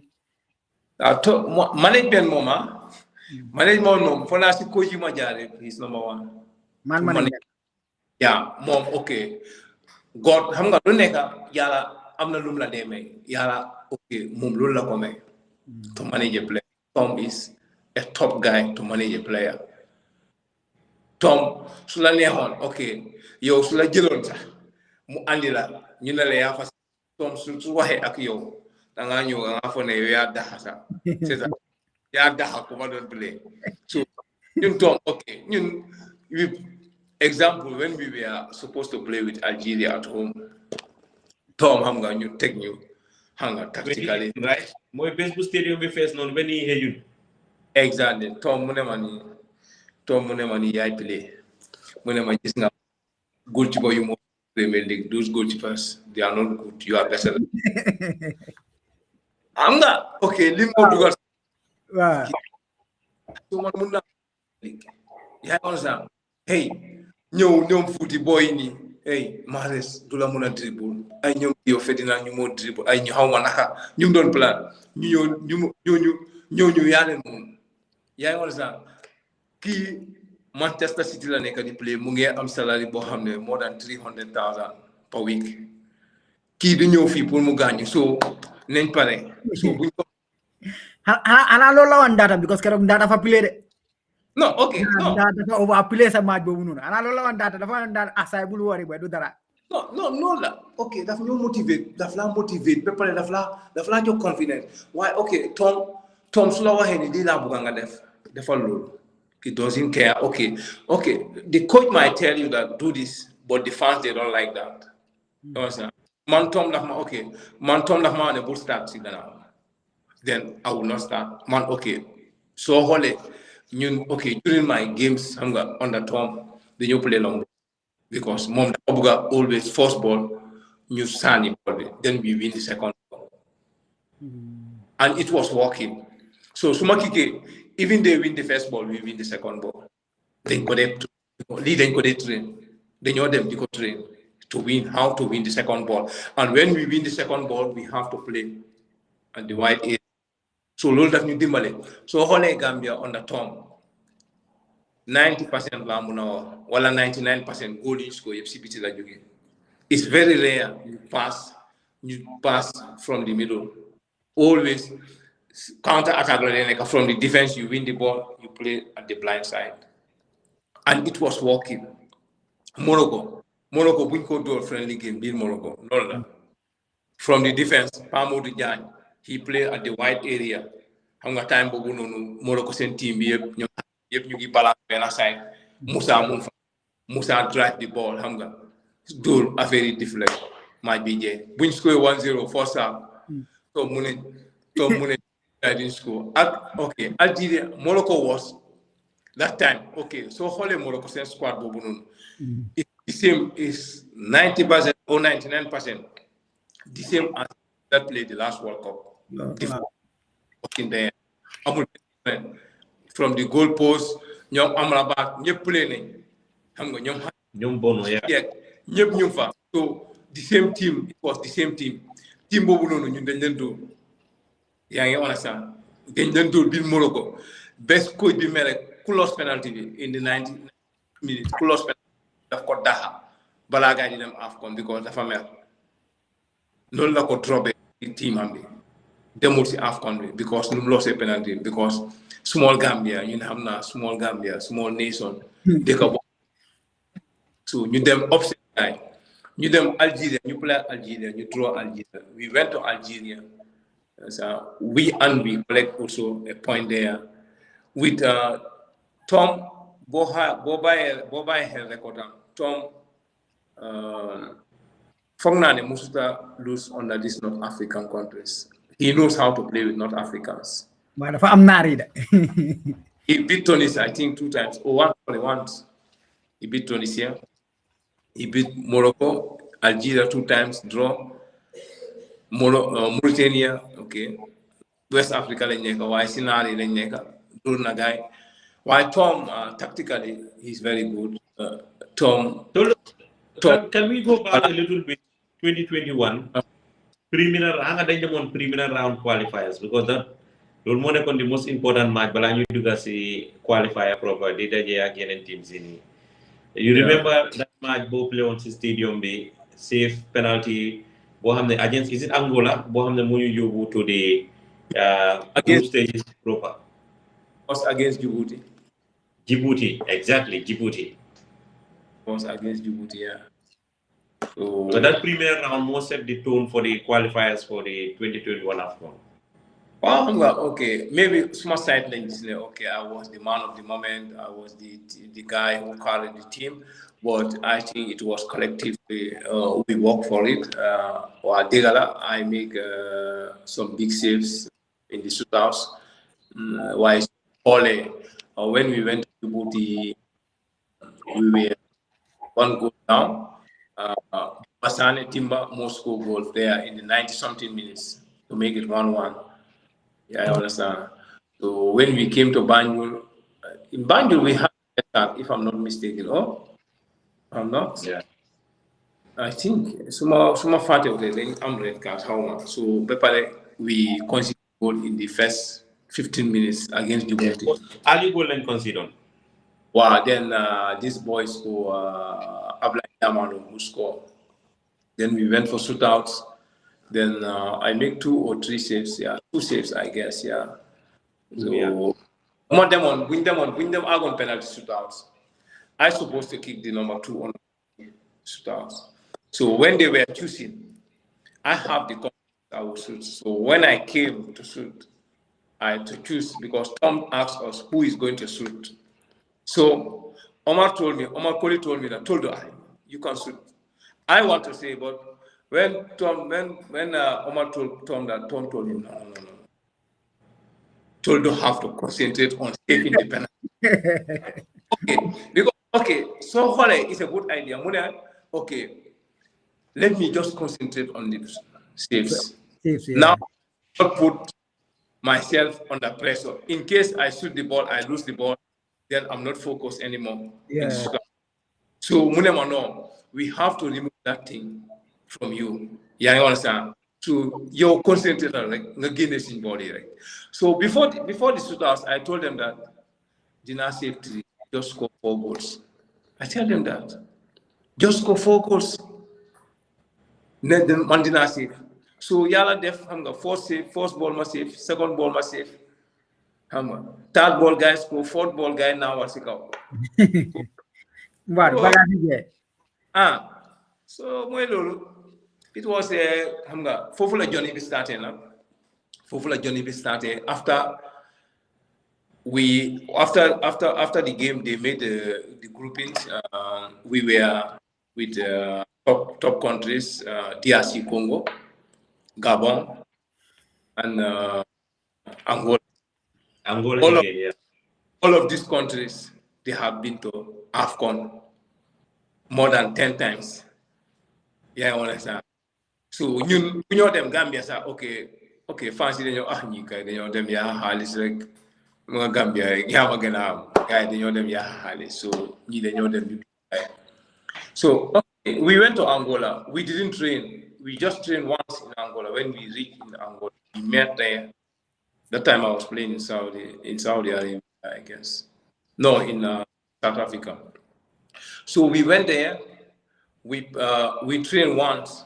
Then we played the following day. We're supposed to play with Angola. We start the game. 15 minutes. They score. They score us. So after 15 minutes or 10 minutes, Hassan respond again, 2-1. Then second half we scored 3 goals. So after the game, when we won Angola 3-1, that's the time we believe that we can make it.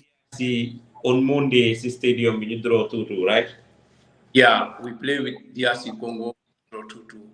Then after my second game, we were still number 1 in the table. So after Gabon, we lose to Gabon game, we beat them 2-1. Because when they make Gabon, when you do it, Gabon 2-1. I'm not Tom, the home calculation. Calculation. When you them, when you Gambia, Mom. Okay, one not regular. Then do one because I'm not getting your we should not concede goal at any cost. Yeah, I understand. So today is gonna be the worst moment. Let's win, okay, 2-1 or 3-1. It's okay. It's not bad, but we can't lose. We can't beat them like 3-2. It's not for us because head to head, like I said. So Yala def you do guy 2-1, so it's like the same. Yeah, I understand. Why you seen 3 goals in the score first game. Lolu mo ñu dem. So you nekk guy so Angola ñu do Angola. Buñ doole ñun Angola rek already we know that we are match bo bala Angola we went to we play with Angola first before we go to DRC Congo. So Yeah. before we Angola, we know that Tom said that we shouldn't concede goal. We have to score one and we have to defend it. So so then score better. So you defer. Boy text us. No. My do no check. No, my do okay, man, okay. I have never played under pressure in my career like that.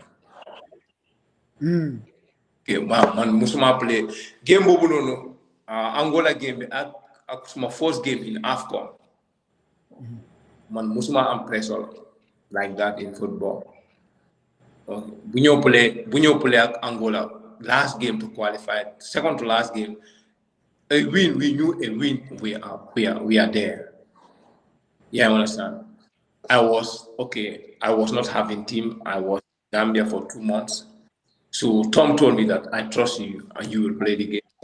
So I was training with Real Divanion. So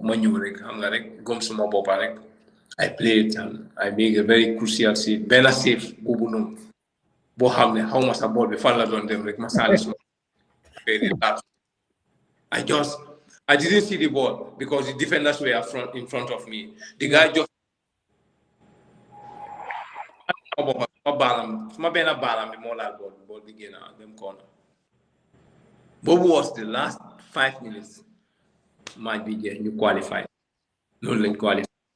So going to the AFCON first game against Mauritania. So Bobo Tami, you must qualify. Yeah, I understand.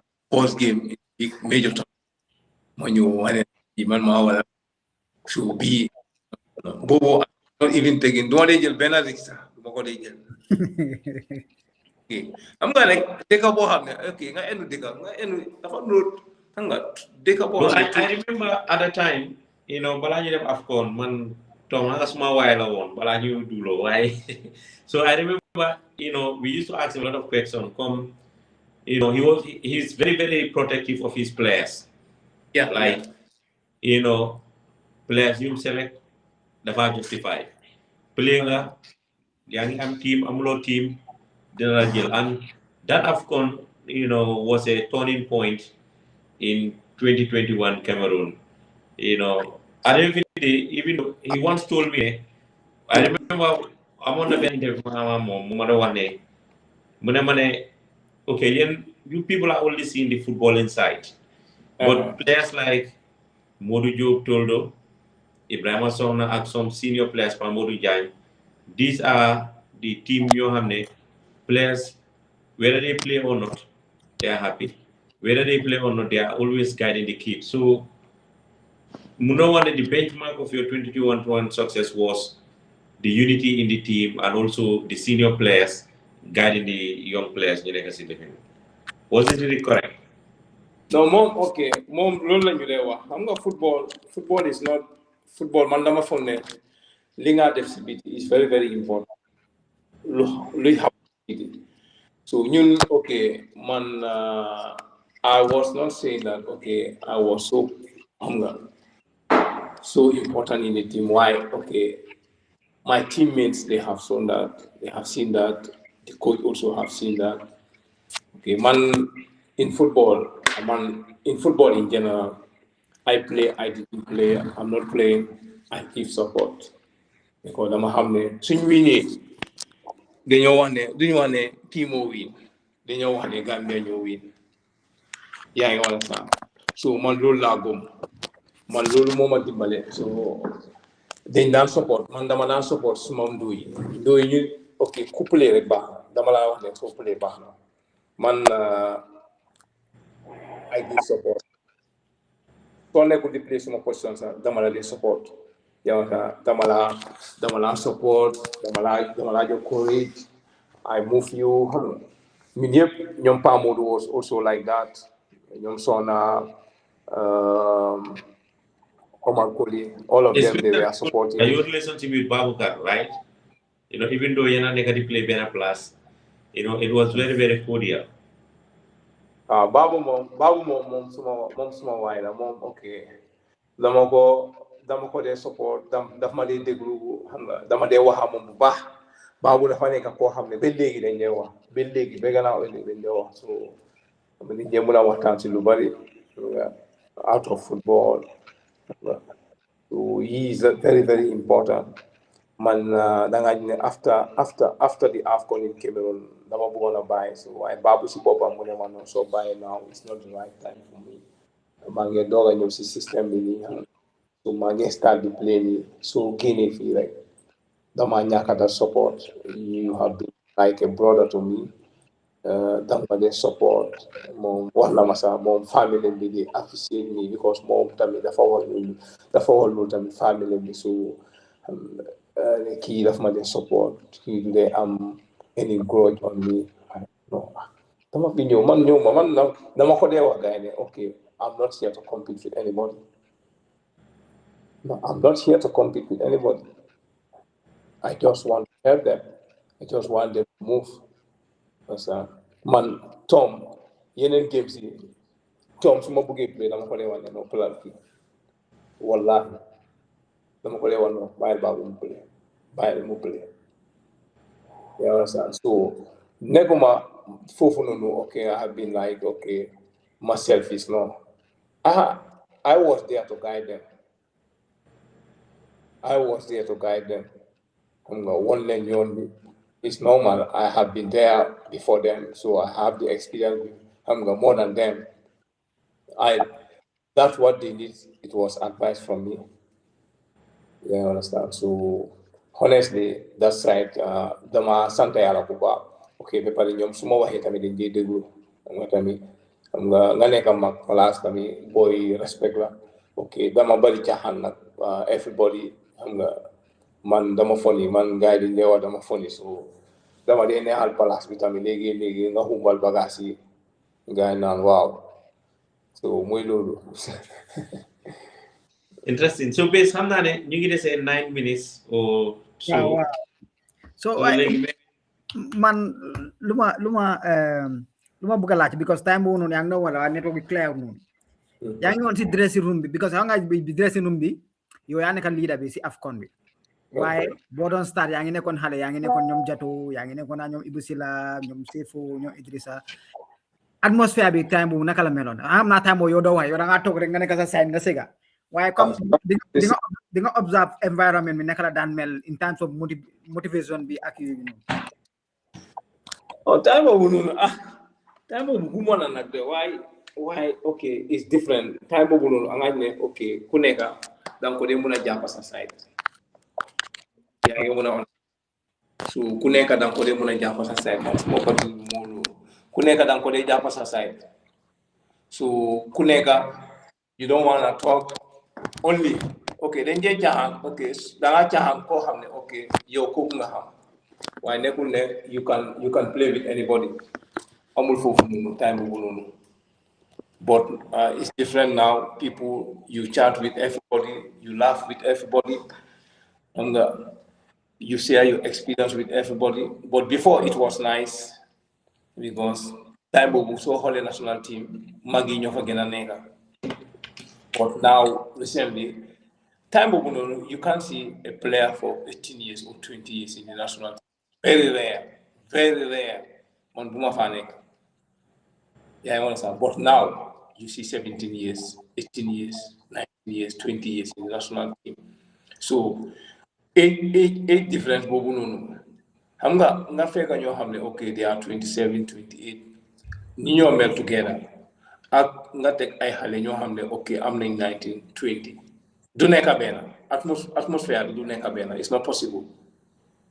Already comme nga jël ñoo xam ne they are responsible ñale ok they are responsible but ok seen age wise ok difference bi mu fa so loolu tamit dama foog ne loolu moo nekk difference bi waaye otherwise soo xoolee ñaari yëpp I think both of them dama gis ne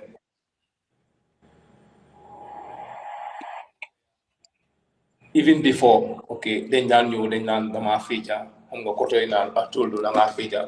su ma ñëwee xam nga dama man maa di suñu wàccee si boss man maa di paak bagage yëpp ok man dama nekk koo xam ne dama nangu ay boobu noonu ñoom bañaxaa su ma paree nii bañaxaa daf maa tooñ mu naan ma ne paagal bagage yëpp nii xam nga ma téye bagage yi waaye léegi comme yooyu amatul léegi xam nga yaa ngi understand léegi ok ñun yëpp morom lañ lu ma def daa ko def nga léegi nga bi doo ñëw nga ne nit ne ma ne dama nga raxasal dama raxas suma glove wala nga dem fóot suma daal raxas suma daal xam nga yooyu amul so da bañaxaa daf la daa raxas loo daala non bañaxaa moom suma waay la moom suma waay la moom duñ dee juboo nag loolu moo nekk problème bi la duñ dee juboo moom suma waay la moo baa démboo daf ma dee rus bu baax xam nga rus moo dox suñu diggante waaye bajaa moom comme kooku suma maam la ok man li ma ko nekk wax ok moom faalewul na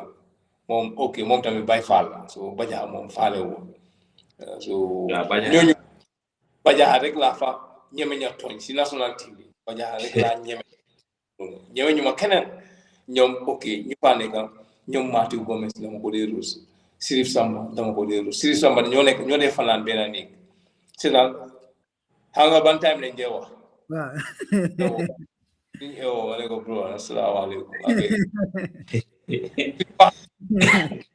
faate time yi cop moo jot ma ne ko bro time yi jot na de leen dem cop duñu wax waaw ñu nekk si néeg sax ñu seetaan télé ni sax duñu wax ok because dama ko dee ruus yaa ngi understand Mal Cissé Yankuba ok Yankuba jegeñ naa ko bu baax man jegeñ naa ko bu baax ko duma daan jógee gaa seen kër waaye ok rus moo nekk seen diggante so ñu fa nekkoon kii tamit Modou Diagne former Hawks player ok moom nag koto bu cool la koto waaye koto bu cool sax moom tamit non moom tamit amul waaye passé ku tamit bu lifin kat la de caaxaan kat la daf dee mën a passé moom tamit dóor kasi daala la si pet nag waaw daa loolu la daf dee mën a dóori daala passé ku daf la dee mën a dóor daala nag passé ku tooñ rek la mun nag waaye underground la ko dee def so xam nga mata di fu la dee def moom tamit koto bu cool la nag waaye koto bu cool la moom tamit nag moom time boobu nag ko dee rus xanaa after buy ma demee ba xaw a mag tuuti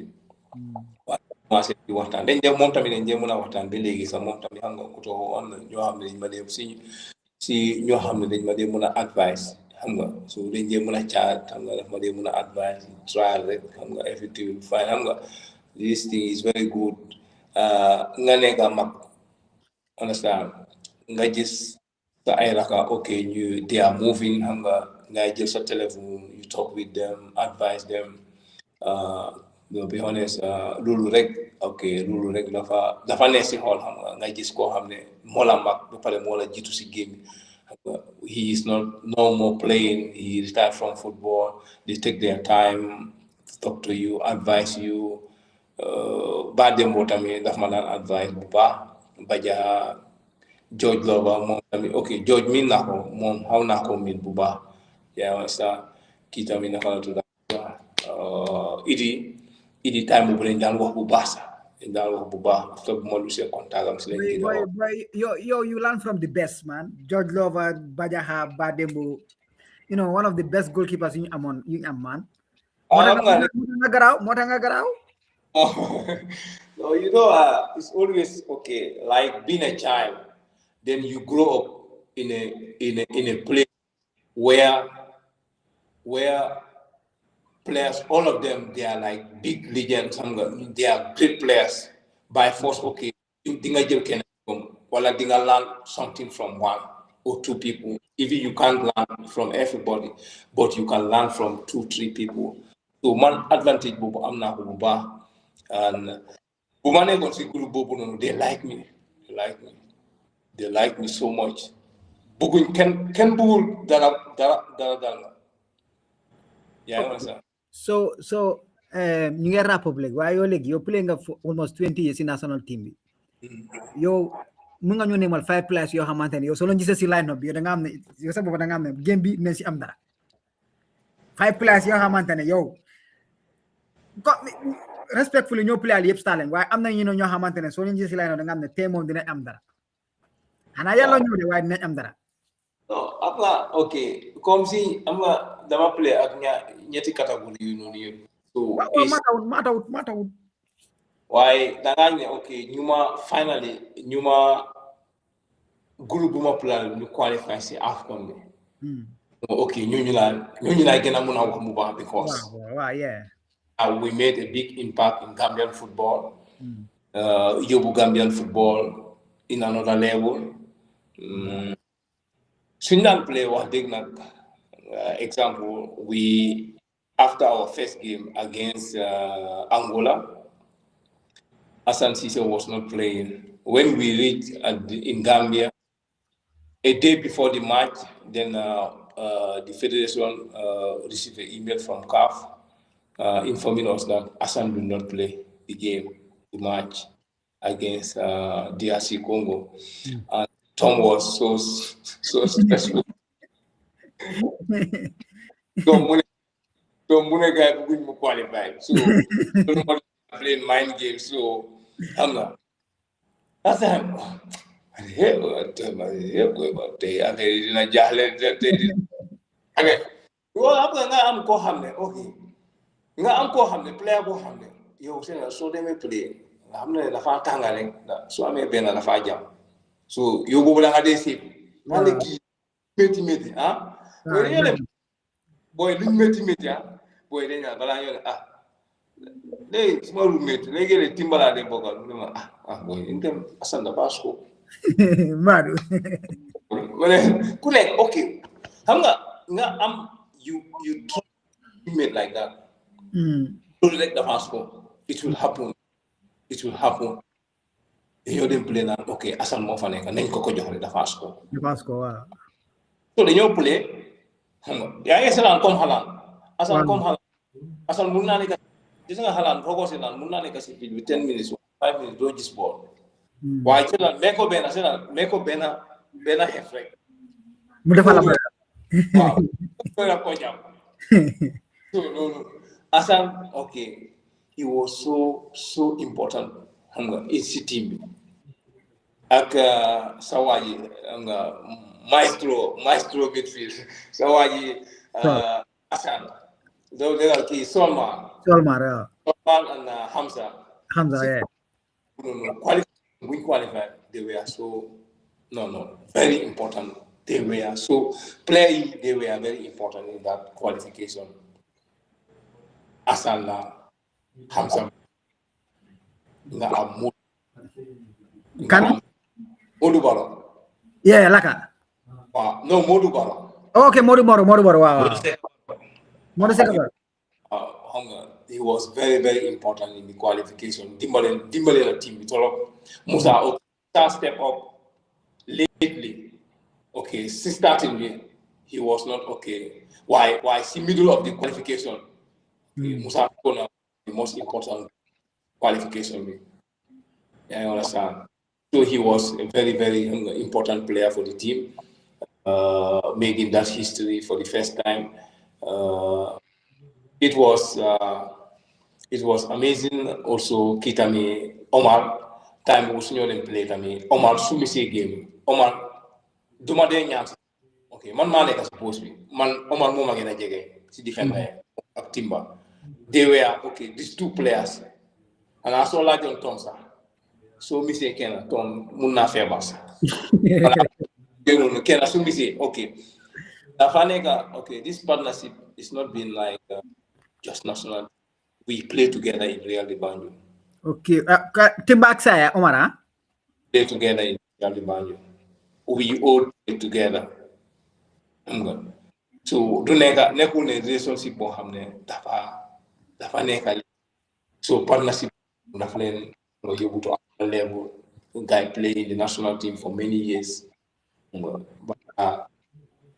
ñooñu de important team boobu noonu su ma la waxee duma mun a name soo waxee five you can't name Ablaye Diallo su ñoo dem play Ablaye su gaañoo sax time boobu noonu mu ngi nekk Metz ñu war a def team selection ñu ne jaamaano du ñëw mooy naan tey that was good because Ablaye moom mooy magic moom mooy dribble bu jox waaw dafa garaaw de qualification kii Modou Baro mu fa koy nga waaye soo ko yónnee comme jet so ak force handi ball bi balaa ball bi di gën a trop jëm na so ball ak ball bi num gaaw Modou Baro daf laa luuxu sax Buba Diop soo ko joxee 3 minutes 93 minutes si la dañu play 90 minutes referee bi ekkati fourth referee bi ekkati 5 minutes soo ko ànd laa luuxu sal go Mbadu Buba Diop moo ñu ko xanaa xamul Buba Diop moo ñu qualifié loolu ñoom ñu ngi wax ne man la man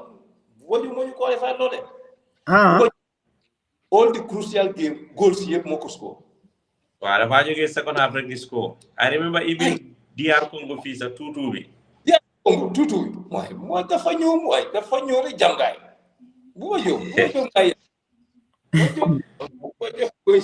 mooy team boobu noonu Steve bu ñëwee Angola Steve dafa ñëw second half amul sa 5 minutes mu def assist bu ñëwee Gambia Steve am na ñetti assist xaw ma 4 assist during the qualification ba pare yëpp crucial goal la even bu ñëwee Angola moom moo dribble pass the goalkeeper ba pare mu pass waaw boys ko so team boobu noonu bro ñëpp a important waaw ñëpp dekkat lañ de non team boobu noonu ok team boobu xam nga lan moo si gën a ne si team boobu noonu bro xam nga comme nga nekk famille nga nekk si liggéeykaay nii ok yow del ak ñeneen 5 waaye ok yéen xool liggéey bi ok moo leen boole da ngeen xool ne life bi moo leen boole aduna moo leen boole ngeen nekk benn den ngeen ñëw bokk nag liggéeykaay liggéey boobu yéen li ngeen di def da ngeen di soppalante da ngeen di laykante so loolu daf ñu dimbale ñun time boobu noonu ok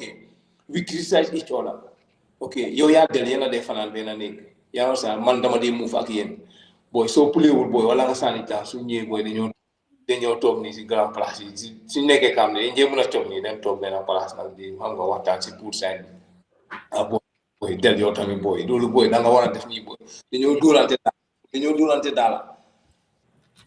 daala dañoo waxante dëgga dafa we accept for each other xam nga football tamit balaa moo gën a neex you accept for each other ba pare ngeen nangu ne ok kii mu nekk si leader kii su waxee dañ koo toppa xam nga loolu la dimbale team bi soo gisee ñu gën a ñu am success loolu si la gën a bokka and that we were so united soo laalee kenn rek laal nga ñëpp because man ma gis ne after sin first qualification bi sax ñun we were dañu daan select waaye after players yi xam nga they make that fight for us to be called again man la Pa Modou ak kii na xam nga because understanding moo amoon man la Pa Modou ak Timba waaye after na team bi players yi yëpp they speak with the coach and the team manager xam nga they settle everything we say ñu leen ne ñii si ay état ñii dañ leen soxla fii they are leaders we need them here in the team so noonu lañ ñëwee si team bi bu ñëw si team bi tamit dañ ñëw joxe yëpp liñ am yëpp dem am def history si AFCON bi it's not easy xam nga it's not easy playing xam nga I dem si AFCON that year I think Gambia was the only newcomer suma mistake with them AFCON okay, so they came on the last be Silento. Yeah, Mutani has been there, so means we were ñun after buñ baloté xam nga Gambia rek ñun moom suñ baloton léegi ni sax Gambia su waree am Modou ko sax dañoo wax ñun ñoo leen Gambia moom ñun am so buñ baloté affaire ñu nekk Tunis ñu nekk Mali ñun ak Mutani dégg Gambia coow bi am nga la nga dégg yow Malian yi ak Mutnaari Mutani ñooñu moom boys ñooñu la gaay paak seen ticket ñëw ñu si waaw te Mutani ok gars xamuñ ne Mutani soo ñëwee bàyyi la Mutani xam nga amoon na expérience AFCON bi man ma laa wax ne game boobu is one of my biggest challenge game boobu noonu game Mutani man game boobu ak game Angola bi man musuma am pression game Mali bi awma pression man ok man dëkk bu mag man suñu doon play ak Afrique so man duma am pression xam nga yan team laa dee am pression ay ñoom Djibouti ay ñoom Guinée Bissau team bu ndaw ok boobu laa dee xaw a am pression because dafa métti nga play ak team bu ndaw play ak team bu ndaw waaye team bu mag so game bi daf dee ëpp so ñooñu du ma dee ragal waaye Mauritanie bi non boobu métti woon na sama kaw na dafa ne su fuufee game bi su starté suñ bulee bisul moom ok boobu moom amatul pression bi moom bàyyi fu mu nekk nii player bu wax ne moom du am nervous wala du panic in a game non amul player boobu amul you panic ok di nga am pression waaye game bi su starté ok everything has xam nga yu yëpp game bi su starté rek yaa ngi baax pression boobu noonu daf dee di so maybe xam nga leena moo laa da nga am def ay mistake especially as a goalkeeper ñun xam nañ goalkeeper man so you say player dëkka ak player sa club I can play in my club every week I can do mistake but national team you can make mistake and make a mistake again even in Europe nañ la paak fale goalkeeper in Africa is the most in Africa dañ la support gis nañ ñoom Moussa Camara fii he is the most in time he was the most talented goalkeeper kooku Gambia su ko amoon kooku su continué woon carrière would have been the best ever because he's a complete waaye léegi balaa ñoo close so na time waaye I want to ask you xanaa Moussa benn mistake boobu moo tax Moussa gaa génne ko si team bi moo ne la xanaa xamuloo because man mënuma understand goalkeeper def benn mistake boobu too tax nga génne ko si team bi because I personally after that mistake man déggatuma Moussa ba tey ji ma xamul Moussa su mu nekk yow xamuloo Afrique Gambia lay Ablaye Ndiaye xam nga Ablaye Ndiaye lay anga lay dem ko na to ñu la daf dee faate non xam nga Ablaye Ndiaye Ablaye Ndiaye fan la bàyyi football Ablaye Ndiaye they went for zone 2 ñu back pass ko mu ne la fa control ball bi romb duga foofu la bàyyi moom tamit foofu la bàyyi bi gi naka Robert Badji moom tamit benn mistake moom tamit si la nóbbu in Gambian football moom laa wax ne ok goalkeepers we are always at risk especially in Africa duñ la demee second chance soo defee mistake rek dafa nasa dafa def nii ok it's like goalkeeper moom du nit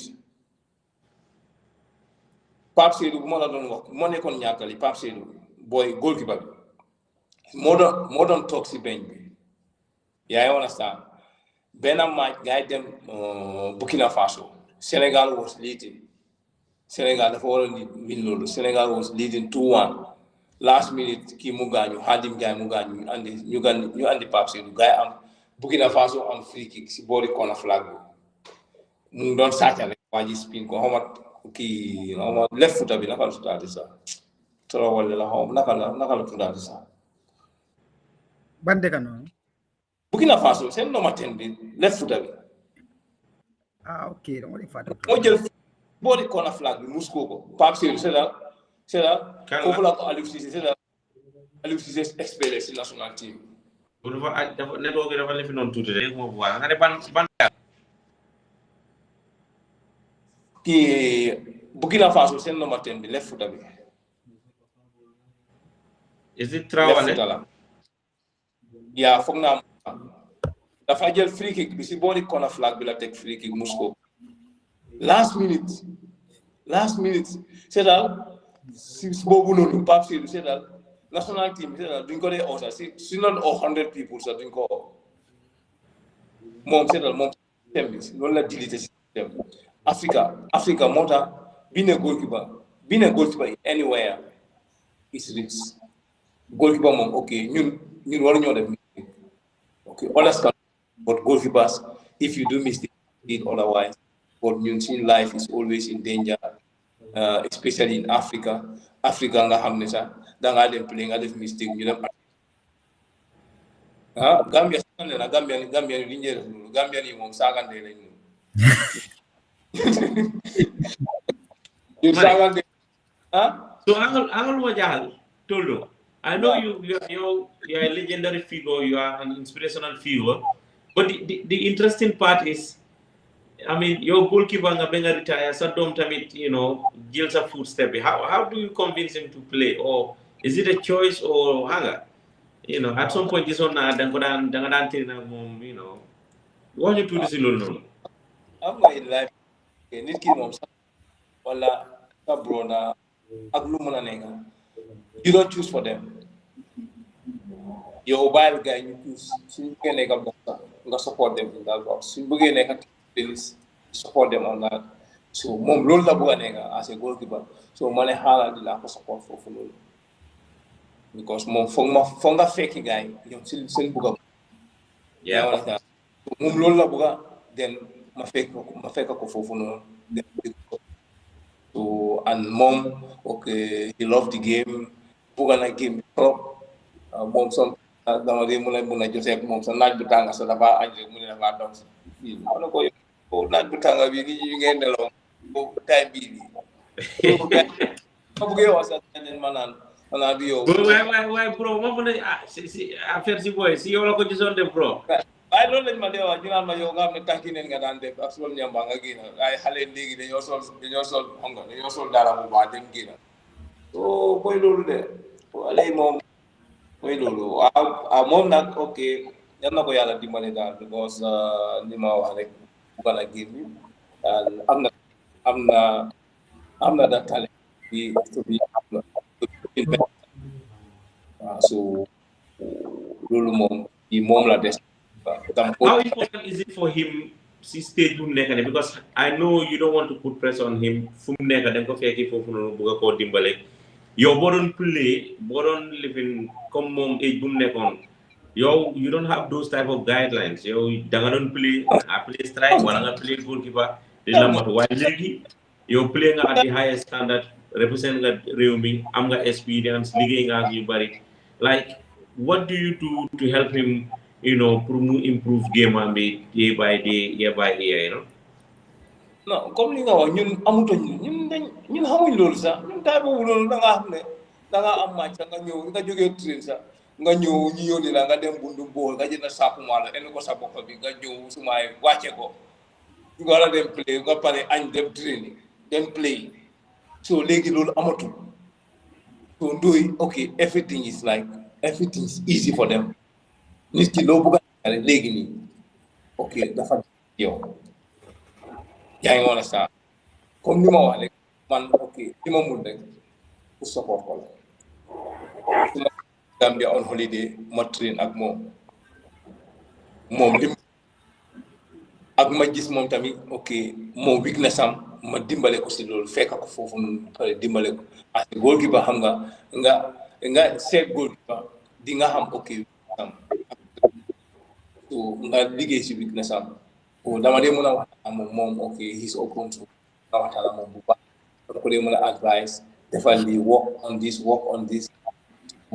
te moom ok yàlla def na sawar na especially su ma nekkee Gambia kay boobu ok daf dee gën a extra motivated waaye su ma fa nekkul sometimes xam nga affaire yi xale la rek so dangaa war a besoon na balaa ñu koo def so moom ok I'm just wishing him a good luck moom wax dëgg he love the game moom always affaire football foo ko fekk affaire football so ñun we are lucky now kids are lucky now we don't have this kind of football. Before you go to train you eat at 2 p.m. or 3 p.m. 30 minutes you go and train but now so what a place nga nekk xale sa in Gambia you have a game at 4 p.m. Some families you have game you're trying you tell her I'm gonna put consider because you have a game every family I'm gonna try because they see how football can change someone's life to nip right the families friends they are supporting especially a parent or brother or uncle any other thing when your child is doing something you see that they love it We just support them, advise them, show them the right. Uh, yeah. So Toldo from Negani mom, spending 2 hours, 20, almost 30 minutes. Thank you so much for coming. Your mom, you ngi start initiative when Gambia to new play, we have some kind of match analysis that I know we talk to you more about it, based on your experience and all those things. Well, thank you so much for coming, and then we appreciate it so much. And thank you so much for all what you've done for Gambia. 20 years of service, no, 20 days is not 20 months. Thank you very much. At Decamon, we are all here for what you are doing. You are serving for your nation Yeah. because this maybe some of the Gambians don't know me, especially now. But at least watching this program, you know that Exactly. goalkeeper for the team. So everybody is serving the nation in different ways. Different Um, ways. Absolutely. Serving as a player, as an ambassador, but you people who are doing this thing, expanding the game and the support players coming in and week out, interview them to know players, they are ex-players, to for your work, for your hard work, bulen ay. So affaire yi daal suñu dëkk la daal. So affaire yi daal ndànka rek. We will all achieve together, especially for the love of the football. We know that we all work at one side of football. Yep, put the Yeah, absolutely. work Yeah, man. hard. Mana yang mesa fans wala yung hamang fi yung hamang jobate you have this. Mom, small while I'm gonna get Saudi. Mom move here Saudi. Mom, okay, he was one of the guy that must support of because Mune do them this time Julie de bro. Yeah. they go. So many positive comments, man. So many positive Yeah, comments. that's great, man. Your comportment, your attitude, all positive attitude. Sapphire Daily Press, a lot of them, Bilal Janko also, gave a similar, remark. Bilal and Hamang, okay, we've been the same place in Saudi Arabia. Even my first game in Saudi Arabia, they came, they were 5 or 6 of them. They came to support me. They really supported me while I was there. I didn't know anybody. In the weekend, I was always stuck in my room after training. Dumade Gina, how ma juma waaye boy billahi man mënuma fee gars yi dañ ma dee ñëw jël yóbbu ma si juma bi naan ma juma bi ngay jullee nii xam nga di génna di dem chop xam nga di ma génnee so they were so supportive xam nga they were very good ba pare am diine nag nga ñooñu moom wax dëgg soo demee place boo xam ne yañ am diine force so yow sa bos foog mu feeñ so ñoom moom tam gërëm ñoom yëpp Bilal Janko moom borom baax la ak xamam di leen wax ni jërëjëf am nga si everything kontaan naa si ñoom yëpp am nga also the viewers ngay jërëjëf those who took their time to watch this show di leen wax jërëjëf yéen tamit comme jël ngeen seen time I know now it's very late di leen jërëm di leen sant yàlla yaagal leen suñ kanam yàlla tam programme bi tamit yàlla jëlee ko si stage bi yóbbu ko si benn level bu ngeen Amen.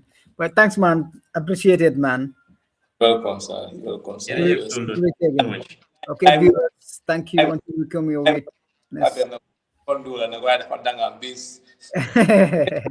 Kanu.